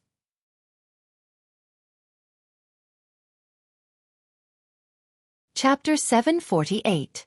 Wuxia retreated and soon met up with the main force of the Cold Front Division. Then, the army retreated and finally met up with Yang Chendong's army. At this time, Yi La and Lu Dai, who had been resting in the carriage, also regained their energy. As soon as they returned to the camp, the 2 of them knelt in front of the 6th young master's tent and didn't get up for a long time. Yang Chendong listened carefully to Wu Shang's report and learned about some details of the battlefield and the bravery of the Nuzan cavalry. 6th young master. These Nuzan cavalrymen are really good. If it were us cold vanguard warriors who didn't use guns, I'm afraid that they would be able to do the same. They are really good, so, Wu Shang stuttered, which attracted Yang Chendong's attention. What are you trying to say? Wu Shang's heart skipped a beat when Yang Chendong looked at him. Although he was now the commander of the Cold Front Division and was a high-ranking officer in the army, he was still a primary school student in front of Yang Chendong. It wasn't an exaggeration to say that Yang Chendong only needed to say one word to make him lose everything. Therefore, when facing Yang Chendong, Wu Shang did not dare to have the slightest bit of arrogance and pride. Seeing that Wu Shang didn't speak, Yang Chendong snorted and said, "You want to plead for them, right?" "Yes, I want to plead on their behalf." Wu Shang straightened his body and puffed out his chest as much as he could as he spoke. "Okay, then you can go out and kneel." This time, Yang Chendong didn't even raise his head and said this casually. Wu Shang was stunned when he heard this. He didn't seem to have heard it clearly and had a puzzled look on his face. Then, Beta Persei's loud voice rang out. "Don't you want to plead for them? Then go out and kneel. Isn't it clear?" "Oh, I know," Wu Shang said as if he had just realized something. He didn't forget to give a standard military salute before leaving the tent and kneeling outside. "Okay, you've become smarter." Now that there was no one else in the tent, Yang Chendong raised his head and glanced at Beta Persei. The other party actually understood the meaning of his words. It seemed that Beta Persei, who had followed him, was no longer a martial artist. He had also learned to use his wisdom. Hee. After being praised by Yang Chendong, Beta Persei showed an embarrassed smile, and then flattered, "Even a stone will be enlightened if you follow young master every day." "Haha, that's a good analogy." Yang Chendong laughed heartily. He was also considering how to deal with Yella. Logically speaking, if he disobeyed a military order, he would definitely be severely punished. The lightest punishment would be demotion, the heaviest punishment would be to have him retire from active service, or even to be charged with a crime. However, he had won the battle and showed his capable side. There weren't many of such generals even in the mercenary army. It would be a great loss to not let him lead the troops. He had to be punished even if he was guilty. Otherwise, if the other officers followed suit, wouldn't it be a mess? For a moment, Yang Chendong couldn't openly go easy on him. At this moment, Wu Xing stood up and gave him a hint to solve the problem. In this way, he let the other party go out and beg for mercy. In this way, the law couldn't punish the masses, and he had a way out. Most importantly, after this incident, the officers below could be more united. It could be said to be killing 2 birds with 1 stone. Outside the tent, Wu Shang, who was wearing the rank of senior colonel and wearing a white cloak, came out and knelt on the ground, level with Yella and Lu Dai. This scene shocked the 2 of them so much that their eyes widened. Lu Dai was even more puzzled and asked, "Commander Wu, didn't you make a meritorious service? Why are you kneeling here with us?" This was also the question Yella wanted to ask. Wu Shang shook his head and said with a bitter smile, "I'm pleading for mercy on your behalf. Although you disobeyed orders in this battle, Under the circumstances, if I was the one leading the troops, I'm afraid I would have made the same choice. He said that he was pleading for mercy on their behalf, and that he would have made the same choice. When Yi La and Lu Dai heard this, the two of them couldn't help but shed tears of joy. It was as if they had found a confidant, as if they had found a family member who understood them the most. They cried and were emotional. Wu Sheng's actions also made Yella and Lu Dai feel warmth. Although it was true that they were prisoners of war and had some other thoughts in their hearts, Wu Sheng's actions completely suppressed the last bit of small thoughts in their hearts, letting them know what the warmth of a family was like. Not long after Wu Sheng knelt on the ground, the political commissar of the 3 divisions, Chen Bo, arrived. Seeing the scene in front of him, he only pondered for a moment before kneeling on the ground with a plop. He didn't say much, but the intention to plead for mercy was very obvious. After Chen Bo, the 3rd commander of the 3 divisions, Chun Yang, and the 1st commander of the reinforced cavalry, Zhu Feng, also rushed over and knelt in front of the tent. Their appearance became a spectacle that all the soldiers in the army could see and discuss. The commander of the Tatar cavalry, Su He, naturally knew about this matter very quickly. Hassan, who came to report, saw Su He's frown and said, "Commander, I think you should also kneel and plead for the commander and vice-commander of the Nuzan cavalry." "Why?" Su He asked in confusion. "Commander, think about it. Everyone is going. If you don't go, wouldn't you be an exception? You will be ostracized. We are also new here. It's better not to do something that will offend people." Hassan said anxiously. He didn't understand. When it came to planning on the battlefield, Su He's ability was indeed not bad. Even the 6th young master acknowledged this point. Otherwise, he wouldn't have become the commander of the Tatar cavalry. But when it came to interpersonal relationships, this Su He was a little lacking. As a subordinate, Hassan saw this point and felt that it was necessary for him to remind him. "Everyone is going, so do I have to go? I'm not familiar with Yi La and Lu Dai, let alone have a personal relationship with them. Besides, this time they were punished because they disobeyed orders. Why should I plead for them? Isn't this supporting the people under me to disobey orders? I'm not going." Shaking his head firmly, Su He added, "Let's go. If we have the time, let's go down and see the army and urge them to hurry up with their training." Su He's stubbornness made Hassan shake his head. But he was the commander. Since he had made a decision, how could he, a small company commander, question it at will? With a long sigh, he followed the commander to the temporary training ground. Outside Yang Chendong's tent, except for the commander of the Tatar cavalry, Su He, the other officers of the regiment and above rushed over to plead for Yi La and Lu Dai. This kind of scene naturally made the 2 Jurchen generals feel touched and grateful.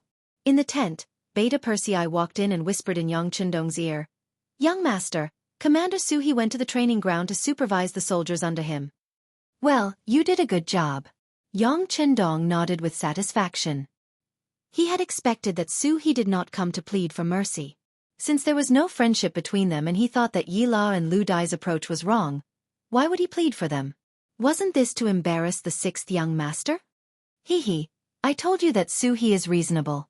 Yang Chendong smiled and looked at Beta Persei, who was standing aside with an embarrassed expression. Just now, Beta Persei said that he was afraid that all the officers of the regiment and above would come forward to plead for mercy. Yang Chendong denied it. He asserted that others might, but Su He would not. For this reason, the 2 of them made a bet that whoever lost would do 500 push-ups. Although Beta Persei did not dare to let Yang Chendong fulfill his promise even if he won, it was enough to comfort his soul.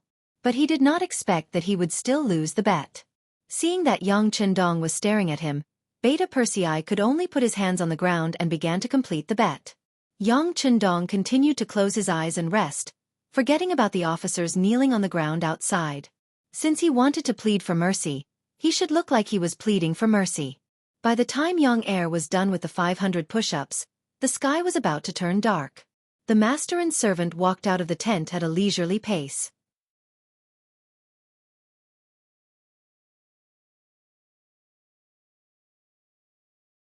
Chapter 749. Yes. Wu Sheng and the others hurriedly responded. Then one by one, they supported their numb legs and walked into the tent. The tent was already lit with candles, making it extremely bright. Yang Chendong was reading an ancient book in his hands. He waited for Wu Shang and the others to enter the tent one by one before he slowly raised his head. His cold gaze swept across everyone's faces. Everyone who was stared at by Yang Chendong could not help but lower their heads, as if they had done something wrong. Just when everyone was feeling uneasy and did not know how the sixth young master would deal with them, Yang Chendong finally spoke. It's already late at night, and the soldiers are already asleep. What does this mean? Faced with this sudden question, everyone was stunned. They were at a loss and did not know how to answer. Wu Sheng's face was filled with confusion at first. Then, he turned his head and his gaze fell on political commissar Chen Bo, wanting an answer. However, at this time, Chen Bo was also confused. He did not understand why the sixth young master would ask such a question. Even Chen Bo did not know, let alone the others. Everyone was stunned and did not know how to answer. All of this was seen clearly by Yang Chendong. Then his voice sounded again. This means that with or without you, the army will still exist. What should be done will be done. Everyone suddenly understood, and then their faces turned red. They finally understood the sixth young master's meaning. There were indeed arrogant people among them who thought that it was because of them that the soldiers under them were so obedient and could win the war. However, now that Yang Chendong said this, they were surprised to find that without them, the soldiers under them were still very orderly. In that case, wouldn't their role become very small? The reason why Yang Chendong chose to meet them after they fell asleep was to warn them in this way. Don't think that things will fall into chaos just because the army left. Facts have proven that the earth will continue to spin even without anyone. Even without Yang Chendong. Yang Chendong sighed and said, Facts have proven that it wasn't you who made these adorable warriors, but these adorable warriors who made you. So please put away your arrogance and think more about the warriors on the battlefield in the future. Sometimes, a wrong decision can cost them their lives. Do you understand? Yes, sixth young master, we understand. Everyone answered in unison. This was not a perfunctory reply, but a genuine sense of regret in his heart. Everyone looked regretful. Yi La and Lu Dai knelt on the ground again and said, Sixth young master, we were wrong. We thought too highly of ourselves and didn't care about the safety of our brothers. You were wrong. Because of your wrong decision, many Jurchen elites died. This is a lesson that not only you, but everyone else must remember. Yes, we will remember. Wu Shang, Chen Bo, and the others answered as if they had benefited greatly. It was obvious that this sentence came from the bottom of their hearts. Yang Chendong was very satisfied in his heart, but he still said with an unforgiving look, Since you did something wrong, you should be prepared to be punished. Yi La Lu Dai.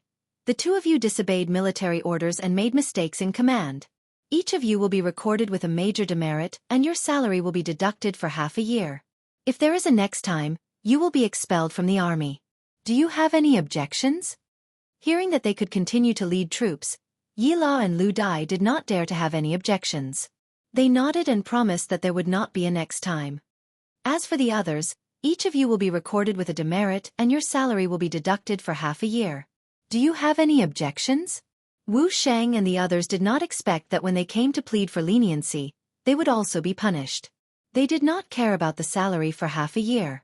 As long as they made contributions, they would be able to receive shiny silver. This was much more than their salary. But since it was Yang Chendong's order, no one dared to object. They all nodded in agreement.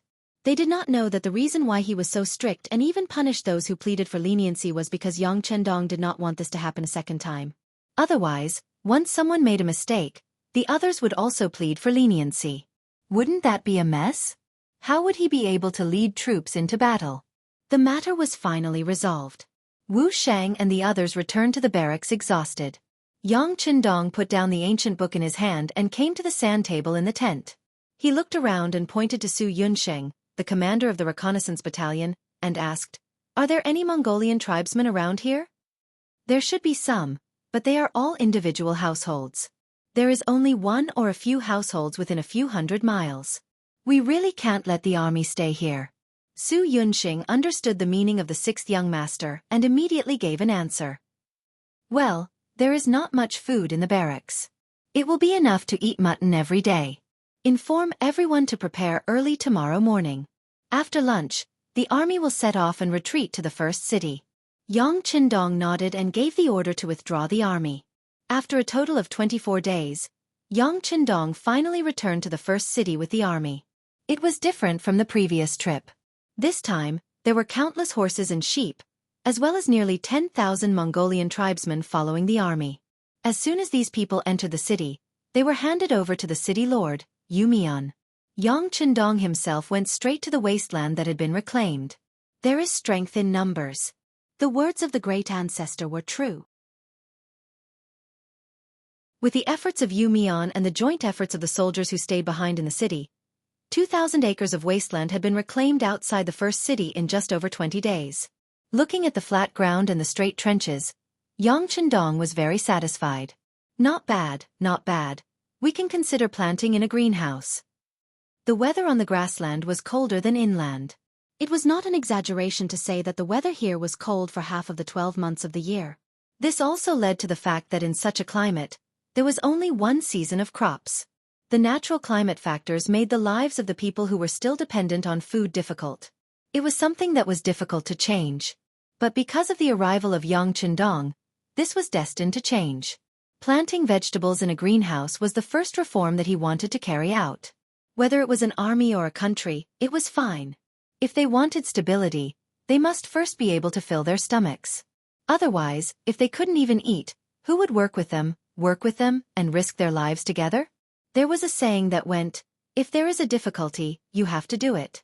If there is no difficulty, you have to create difficulties. What Yang Qindong wanted to do was to solve the difficulties together. Looking at the flat ground, Yang Qindong had enough confidence in his heart. He had sent a telegram to Jianghu City before he went to the Mongol tribe in the north, asking them to make greenhouse tubes and plastic films according to his requirements. If he wanted to produce these things, it might be a problem in other places, but in Jianghu City, they had already been invented and used in Jianghu City. The technology was already mature. Once these things and seeds arrived, they could be built. 3 months later, when winter came, they should be able to eat fresh vegetables. This must be considered a pioneering work. Yang Qindong returned with the army. Not only that, but he also brought back a lot of captives. Just from this point of view, the Mongol army in the north should have been defeated. The mercenaries had defeated Agar Dorji and Sud Khan, which made them famous in this grassland. No one dared to look down on them, and no one dared to have any ideas about them. Just as everyone was thinking that autumn was about to pass and winter was about to arrive, the mercenaries should also become obedient. Suddenly, everyone realized that the 2,000 acres of land that had just been reclaimed outside the beginning city had suddenly become lively. People who knew the climate here knew that this season was not suitable for planting any crops. Let's not talk about whether you could guarantee to protect the fruits of victory. In this kind of weather, everything would freeze to death. This was not allowed by the heavens. Who could go against the heavens? And at this time, the mercenaries actually wanted to do this against the heavens. How could it not surprise and amaze people? When the other forces nearby heard this news, their first thought was that the mercenaries were crazy. They would do a useless thing that would cost them a lot of money, but in the end, they would not gain anything. However, on the land outside the beginning city, Yu Mian did not think so. When he was in Jilin City, there were already greenhouse vegetables. However, because the climate there was not bad, there were no problems with crops for 2 seasons a year. Even if there were greenhouses, there were not many people who used greenhouses. However, it was not that there were none. On the contrary, he had gone to see it. Later, when he heard Yang Qindong say that he could try to plant greenhouses here, he felt that his mind was suddenly enlightened. He immediately sent a telegram to his father, Yu Qian, asking him for help to send more old farmers who had planted greenhouses to help the beginning city. Of course, Yu Qian would pay attention to his son's request for help. In addition, this was originally the intention of the 6th young master. Not long after, the first batch of 100 old farmers who had planted greenhouses came to the beginning city by boat with all kinds of materials. Then they started to plant greenhouses here. It was only September, and the weather was still good. The greenhouses were only buried and vaguely formed. There was no plastic film covering them. Therefore, in the eyes of the locals, this move was a manifestation of the mercenaries' craziness. Knowledge could change one's fate and life. At that time, no one realized what kind of harvest the mercenaries would have 3 months later. You have to pay attention to the temperature when planting vegetables in the greenhouses. The plastic film is too thin. If the temperature outside is too low, the vegetables inside might freeze to death. You also have to pay attention to insect and pest prevention.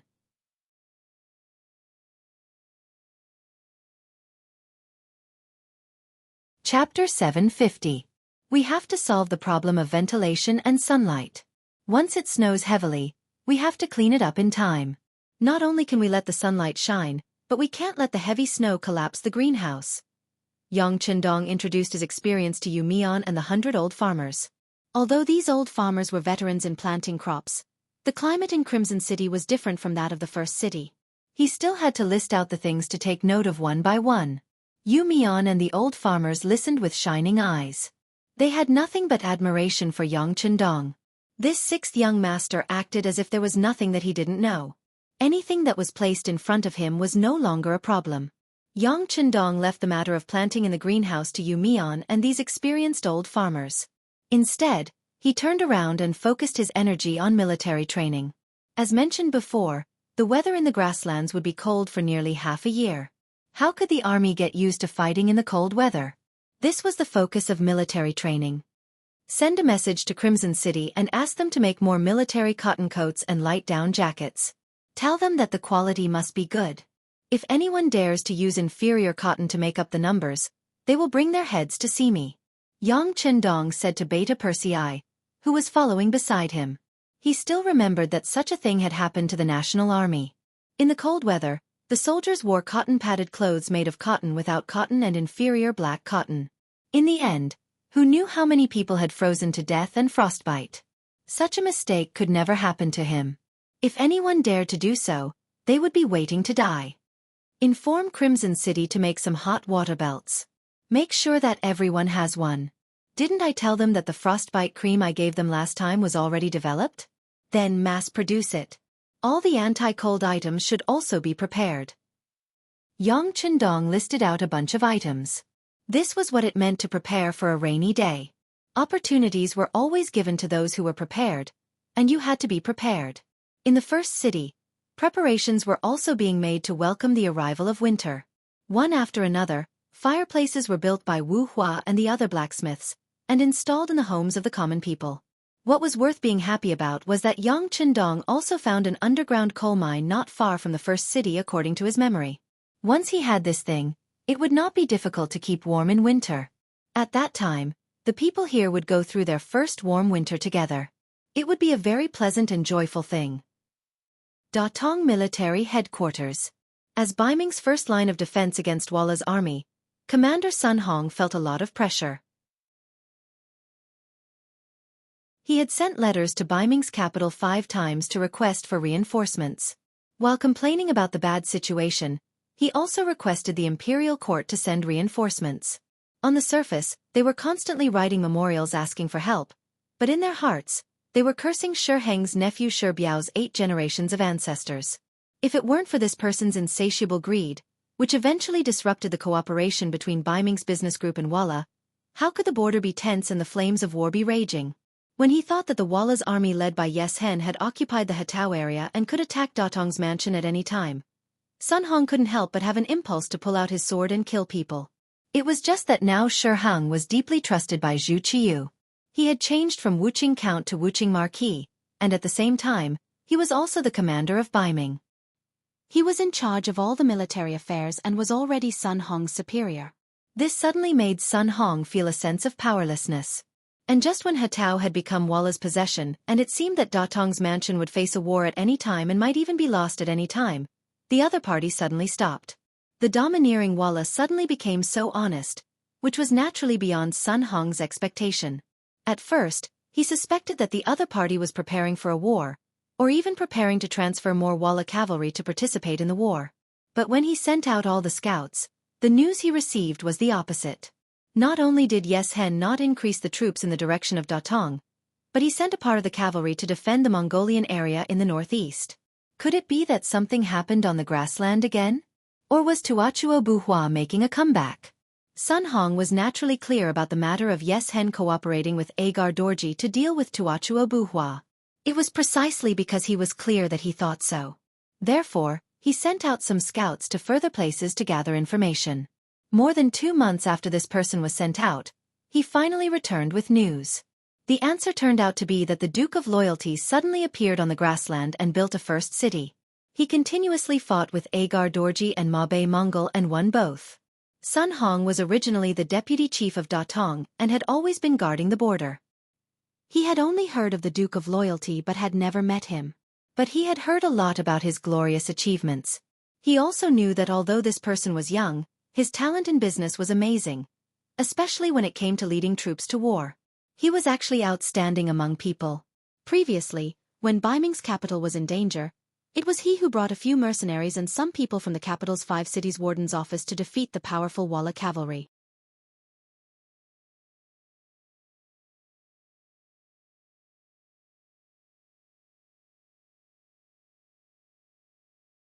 Chapter 751.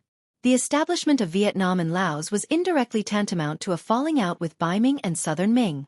Anyone with a clear head could see his ambition. They just didn't want to act rashly because of the strength he had shown. In the eyes of others, this was enough to be proud of, but in Yang Chendong's eyes, it was far from enough. He didn't forget that there were still 2 madams in Baiming's capital. Back then, they were there to be hostages so that the emperor of Baiming, Zhu Qiyu, wouldn't suspect him. Moreover, his brothers and sisters were all in the capital of the northern Ming dynasty. Normally, he couldn't see the existence of these people, but if he really did tear off all pretense of cordiality, they might become his weak points. The Security Bureau had already sent a message.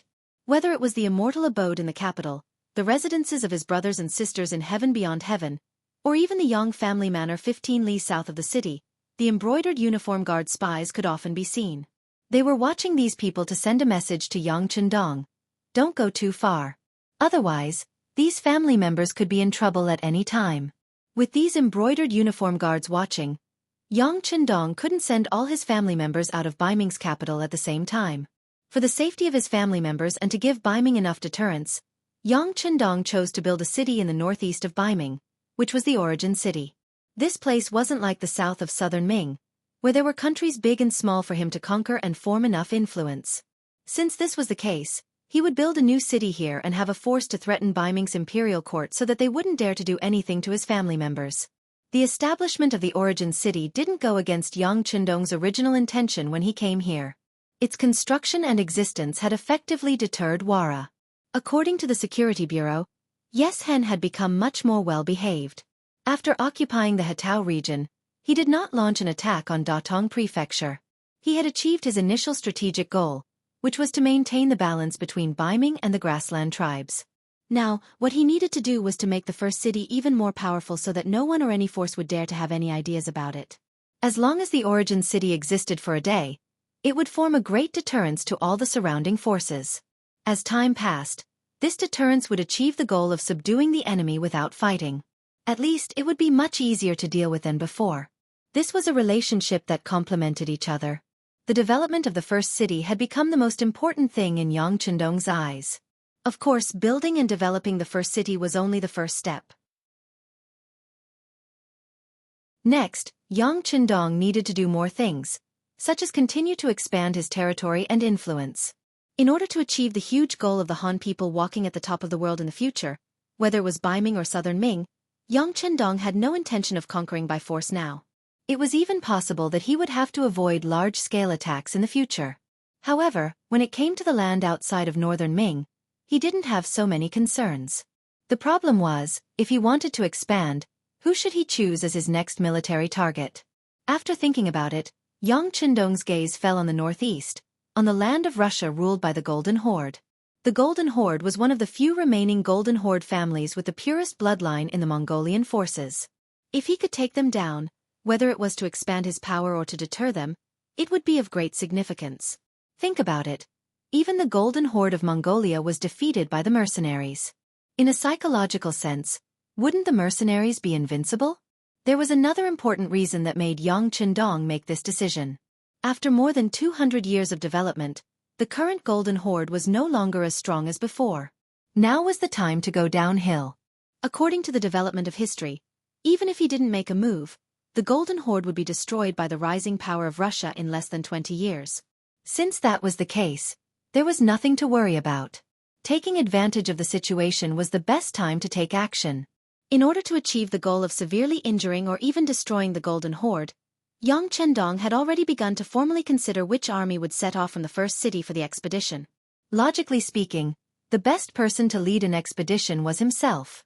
In his previous life, he had been there countless times in order to complete missions, so he was very familiar with the language there. He also had a better grasp of some of the situation and terrain there compared to others. However, the first city had just been built and hadn't experienced the test of a cold winter. He was really worried about going far away now. In addition, the expeditionary army had just set off and had to travel thousands of miles to fight the enemy. It would take a long time to achieve success. Even if he went now, he might not be able to achieve success immediately. It was better to send other troops first. They could explore the path and also take the opportunity to find the shortcomings of the army. But even if he sent troops, facing a huge monster like the Golden Horde, the strength of the troops sent was not enough.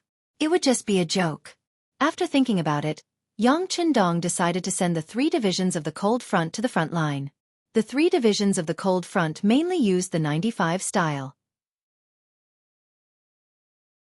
They also had the steel crossbow, which was a sharp weapon in close combat. The individual quality of the soldiers was also very good. They were Yang Chendong's trump card in the north. In addition, the division commander Wuxia and the political commissar Chen Bo had been working together for a long time. The strengths and advantages of the two could complement each other. It was enough to ensure that they would calmly deal with problems under any circumstances and would not be rash. No matter how one looked at it, they were the most suitable candidates to be sent to battle. Of course, the 3 divisions of the Cold Front were not enough. There was also the Nuzan Cavalry Division. In addition, the number of troops reached 10,000. Only then would they be able to deal with the encirclement and siege of some large armies. The reason why he sent the Nuzan Cavalry Division and not other cavalry divisions was because of the Golden Horde. That was because the so-called Mongol Golden family brought a lot of pressure to the Mongol army. However, when facing the priestess, the pressure would be reduced to the minimum. On the contrary, because of the many years of suppression, the two sides were like fire and water. Only by sending the Nuzan Cavalry Division would they be able to unleash more combat power. To them, this could be considered a battle of revenge. How could they not use their full strength? After making the decision, Yang Chendong began to personally train the 3 divisions of the Cold Front and the Nuzan Cavalry Division. In particular, he gave some advanced guidance on how to fight in cold weather and heavy snow. He even took out the skis. The skis that he made himself were put to use at the end of October, the beginning of November, when the first snow fell on the plains. Yang Chendong stepped on the skis and walked on the snow. His light posture and extreme speed stunned everyone. First, there was the appearance of the bicycle. The 6th young master was the one who rode it the fastest. Next, the skis were invented and demonstrated by the 6th young master. This made everyone respect Yang Chendong even more. In their hearts, they wanted to ask, was there anything in this world that their 6th young master could not do? In the land of ice and snow with skis, the army could move faster. Not only that, when another batch of supplies arrived, many white cloaks appeared. Yang Chendong put them on, and his entire person seemed to blend into the white snow in an instant. These cloaks were not as big and eye-catching as the cloaks worn by officers above the regiment level. However, they could be used to hide one's figure and were the best disguise.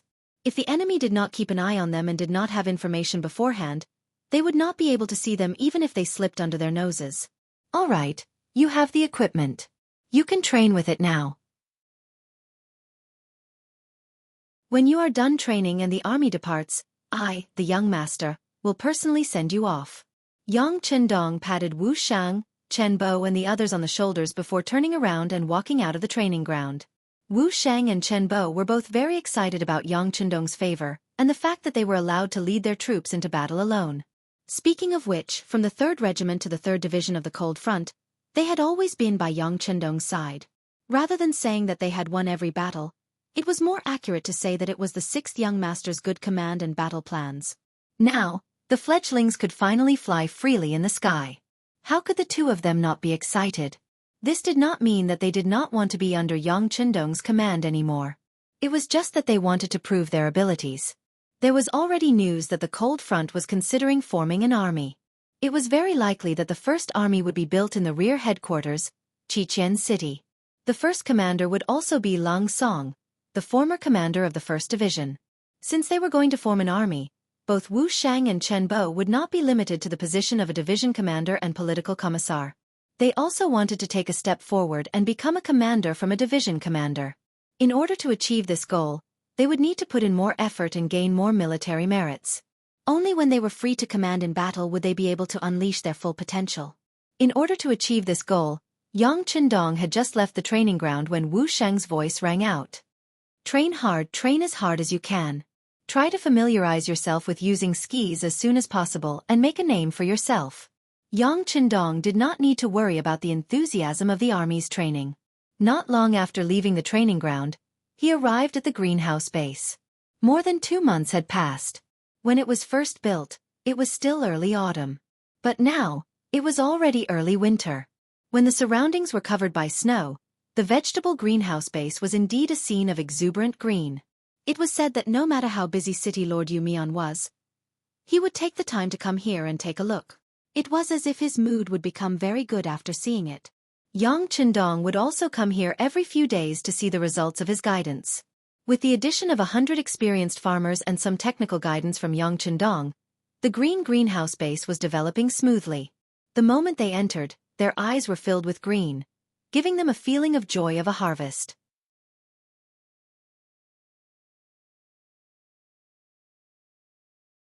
Chapter 752. Sixth Young Master. We've calculated. In about half a month, some of the vegetables will be ripe and ready to be served on the table. When the experienced old farmer who stayed here saw Yang Qindong come to inspect again, he said as if he was showing off his merit. He good. Yang Qindong nodded in satisfaction.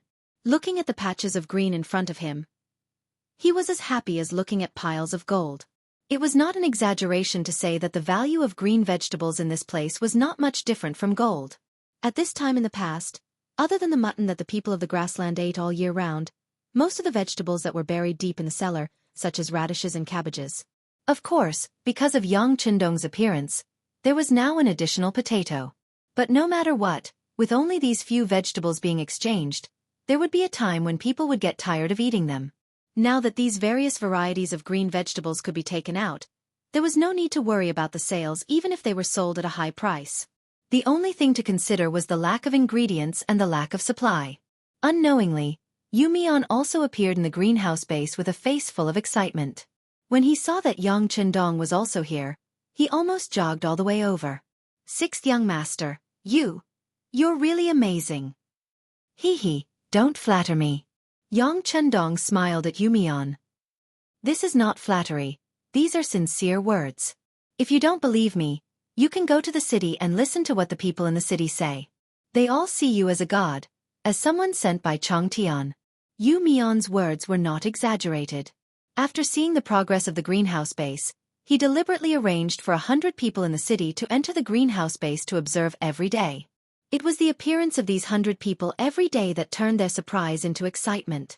Then, under the word of mouth, the appearance of the greenhouse base, as well as Yang Qindong, who was the mastermind, began to be infinitely exaggerated. Until now, many people outside had said that Yang Qindong was someone sent by the everlasting heaven to help them. As a direct result, more and more commoners joined the first city, reaching nearly 50,000 people. To be able to grow from nothing to nearly 50,000 people in the grasslands in just 3 or 4 months was not as simple as it seemed. It was truly a miracle, an unprecedented feat. There weren't many people on the prairie to begin with, and each of them had their own tribes. It wasn't easy to gather everyone together. Even if you had a powerful armed force, it would be difficult to do so. After all, everyone lived far apart. No matter how powerful you were, you could always hide if you couldn't beat them. But now, these people came to the first city of their own accord. The streets in the city were so spacious, neat, and hygienic. When they walked into the house, it was cold outside, but the room was as warm as spring after the fireplace was burning. The greenhouse was green as if it was midsummer. The cavalry outside the city was full of fighting spirit, and their morale was like a song. The major restaurants in the city had opened, and sometimes, they could see some programs that praised the grassland people's strength to face life and the mercenary army's bravery to kill the enemy. All of these really injected a warm current into the cold weather, and it went straight into people's hearts, making everyone really like this place. Sixth young master, you're right to transfer some of the female soldiers from Qiqian City. It's funny that I opposed it before, afraid that these young and beautiful female soldiers would appear here and cause some chaos. Now, it seems that I didn't see the big picture enough and didn't observe things clearly enough. Whenever they performed, the restaurant would be filled to the brim. This was especially true for the newly built Immortal Abode, which was the largest restaurant in the city. Whenever the female soldiers performed, it would be even more difficult to get a seat. Thus, they had to pay quite a bit of business tax to the origin city. This made him, as the city lord, even more confident in doing things. Yu Mian sighed with emotion. Well, you're right about this. The construction of spiritual civilization is also an indispensable part of people's lives. What is happiness? It's not as simple as having enough to eat and clothes to wear. It should be more reasonable and have higher goals. Yang Qindong nodded and said a few words that made Yu Mian feel as if he had obtained a treasure. Yu Mian kept nodding and even took out a pen and paper from his body as if he was performing magic. When he saw that Yang Qindong seemed to have finished speaking, he asked for instructions again. Sixth young master, it's winter now, and most of the people don't have anything to do. Especially after seeing the prosperity of the city, they feel that their pockets are flat and embarrassed. Some of the young and strong people are asking to join the army even louder. They have people blocking the entrance of the city lord's mansion every day. What should we do? After everything in the first city was on the right track, Yang Qindong gave the newly built city lord's mansion to Yu Mian for his office, changing the original city lord's mansion to the Yang mansion. The people respected Yang Qindong and didn't dare to find trouble with Yang Qindong. However, when they went to the city lord's mansion, they didn't feel any burden. Sometimes, when he wanted to go out of the mansion to do things, he had to go through the side door or the back door. Listening to Yu Mian complaining, Yang Qindong nodded after hesitating for a while. With so many young and strong people having nothing to do, it was inevitable that there would be various problems after a long time. At this time, the first city must not be in chaos. Such a good situation couldn't be changed by internal chaos. How about this? We can consider recruiting. The 3 divisions of the Lang Feng Division and the Nuzhen Cavalry Regiment will soon go to the north. The first city's military strength will become empty. Appropriate recruitment can also make up for our own shortcomings. However, even if we recruit, we can't use all of them. Consider setting up 3 new divisions first. I will arrange for Tiger's Mane to do the specific things. You just need to post the notice and let the people in the city know. By the way, there should be many women in the city who have nothing to do, right? Yes. When Yu Mian heard that they could recruit, he was overjoyed. When he heard Yang Qindong ask about the women at home, he felt that there must be something behind it. He immediately said, usually at this time, they can graze in the place they choose. However, when they enter the first city, they sell their livestock to us. A very small number of them are kept together and implement the common grazing policy. Now, more and more women are idle at home. It will be a hidden danger after a long time. Set up a textile bureau and let these women make clothes. I will send a telegram to the Red City and ask them to send the raw materials over. Also, send some experienced weavers. Although the money won't be much, it should be enough to support the family. We can also consider recruiting some young, beautiful, and versatile Mongolian women to join the propaganda team in the city. I have heard that Mongolian women are very good at dancing. Also, some programs are performed by the Mongolians themselves. It is more unique and easier to convince people. After coming up with so many ideas, Yu Mian wrote them down one by one in his notebook. Then, he hurriedly left the greenhouse base. He wanted to implement these things immediately. He believed that the people in the city would be very happy. This would also be of great help to him, the city lord, to stabilize the situation in the city. Yu Mian moved very quickly. Not long after he returned to the city lord's mansion, the notice was written and posted at the gate. This news quickly spread throughout the city. Many people were excited and encouraged by it. In a row of newly built houses in the east of the city, a pair of young men had just heard the news and were excited. Child, what's wrong? Could it be that the messenger of immortal heaven brought some pioneering work? How can you be happy? The person who spoke was a middle-aged woman. From her appearance, it could be seen that she must be an extremely beautiful person when she was young. At this time, wrinkles had begun to appear on her face. However, her eyes were still bright and full of spirit. With her facial features, she gave people a very amiable feeling. This woman's name was Ba Dama. In Chinese, it meant lotus. When she was young, she was a famous beauty. Later on, she married a very brave man and gave birth to a daughter, Kikij, and a son, Ba Tuesday. Originally, this was a happy family of 4. When Ba Tu was old enough, he could sell some of his sheep and horses to raise money for his son to marry a wife. However, there was an unexpected storm. During one of their herding, a group of 4 scouts under Walla Yes Hen accidentally came to their door. They took a fancy to the young and beautiful Kikij and wanted to kidnap her. At the crucial moment, as the head of the family, Ba Tu's father stood up. He held a rusty cavalry sword and fought with the enemy. Using this opportunity, Ba Dama brought her children and escaped on horseback. Ba Tu's father killed 1 enemy and injured 2 others. In the end, the cavalry sword in his hand broke and he died of exhaustion. The horses and sheep in the family were also swept away. When Ba Dama brought her children back to the herding land, only her father's body was left. The happy family became a tragedy. After losing their sheep and horses, Ba Dama left her hometown with her underage son and daughter. They walked and stopped all the way and even had to eat. In the end, they heard about the matter in the first city and came here to settle down.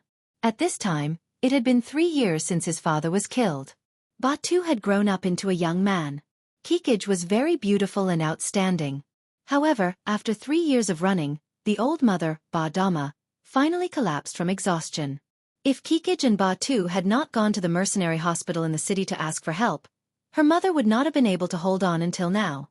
The matter of Ba Tu's family was seen by some neighbors who also came to the first city to make a living and yearned for a new life. Those who had money and those who had things gave them a lot of help. There was even a wealthy Mongolian family who wanted to marry Kikij as a concubine and took out 200 taels of silver as a betrothal gift. However, he was directly rejected by Ba Dama. In her words, her children were eagles and jade rabbits on the grassland. They should not lower their heads for anything. They could earn everything with their own hands.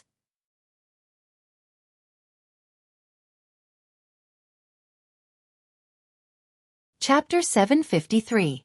It was easy to say. The marriage was rejected because Ba Dama wanted to find a better family for her children. However, the hard days had to continue.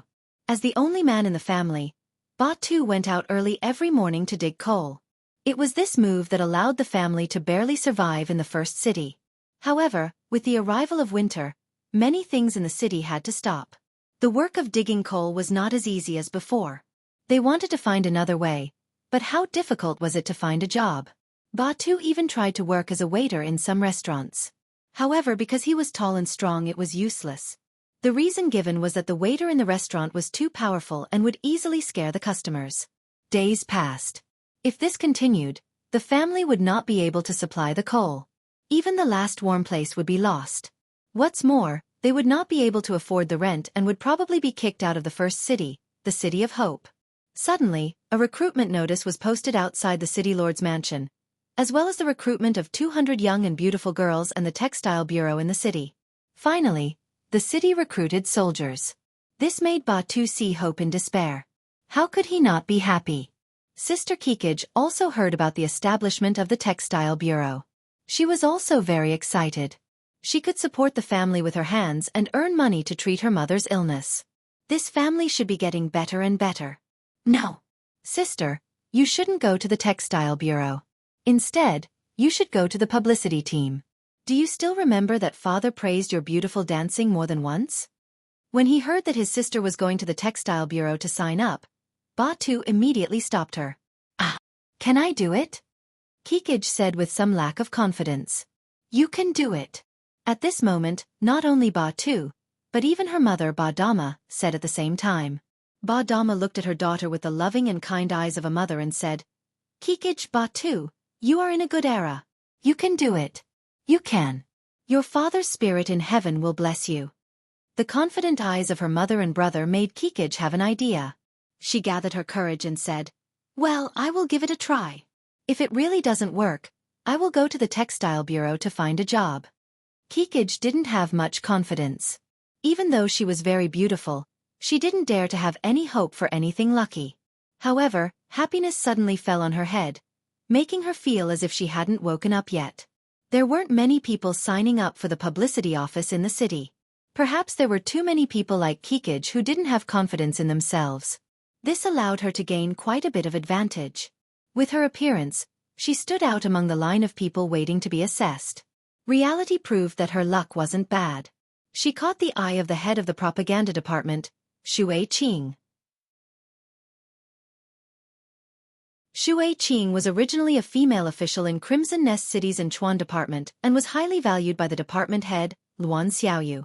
This time, when he learned that it was the sixth young master who had personally given the order, he immediately sent out his trusted subordinate. Reality proved that Shui Qing didn't disappoint. After coming to the beginning city, she quickly understood what had happened here. Then, she chose some of the most representative stories and arranged them into a program. Once it was performed, there were a lot of good reviews. It also gave the publicity office a good start. All the work quickly entered the right path. The degree of popularity was unexpectedly good. There were more and more people in the army and among the common people who wanted to watch their program. However, the manpower in the publicity office was limited.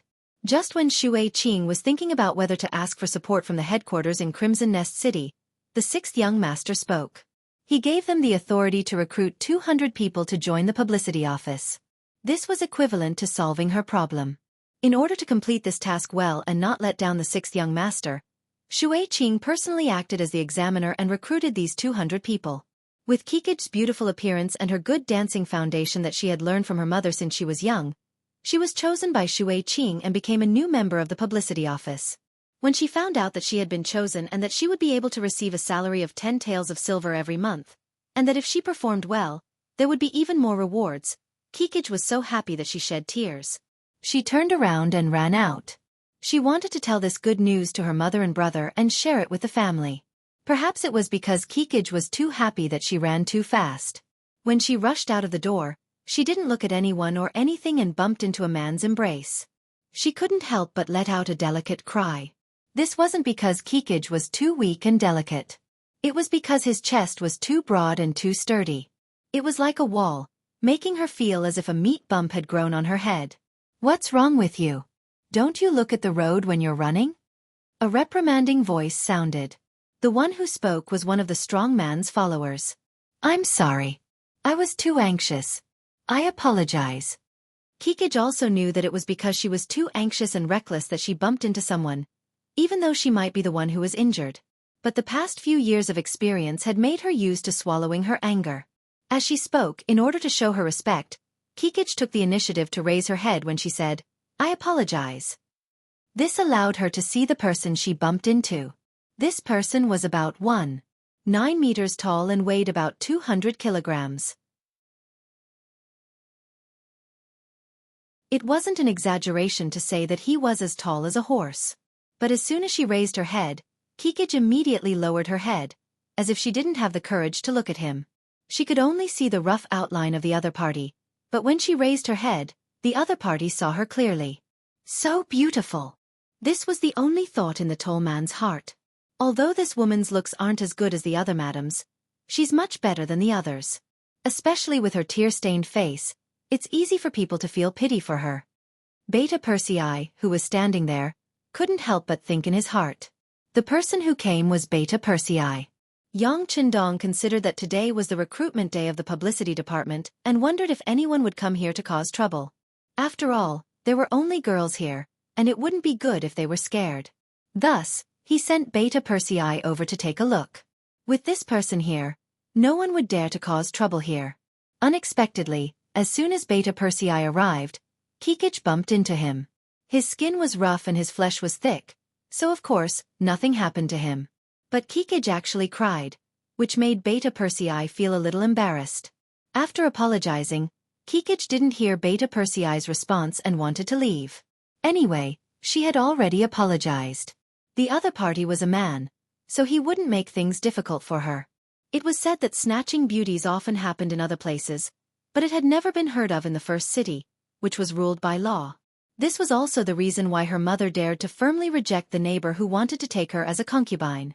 Kikij wanted to leave, and her feet involuntarily walked to the side. However, an outstretched arm blocked her.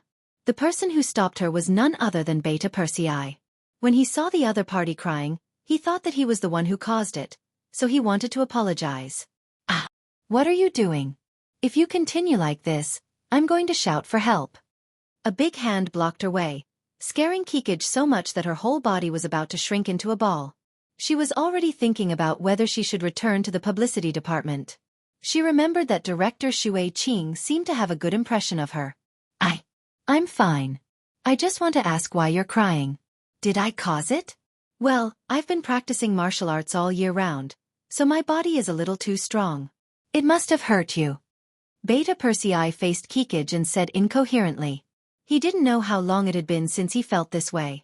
Even when facing Yang Chendong, Beta Persei could answer smoothly most of the time and smile as usual. But for some reason, facing a strange girl today, he actually felt a little flustered. "I'm fine. Can you please move aside?" After Kikij heard Beta Persei's words, she knew that he was not a bad person. But that was all. She still had urgent things to do, such as going home to report the good news. Oh! Beta Persei heard that Kikij was fine, so he put his hands down. But before the other party was about to walk past him, he suddenly straightened his arms and said, "Miss, my name is Beta Persei. If you feel unwell or have other troubles, you can come to the Yang Mansion to find me. I can do my best to help." Yang Mansion?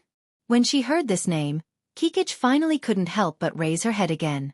There was no one in the beginning city who didn't know where the Yang Mansion was.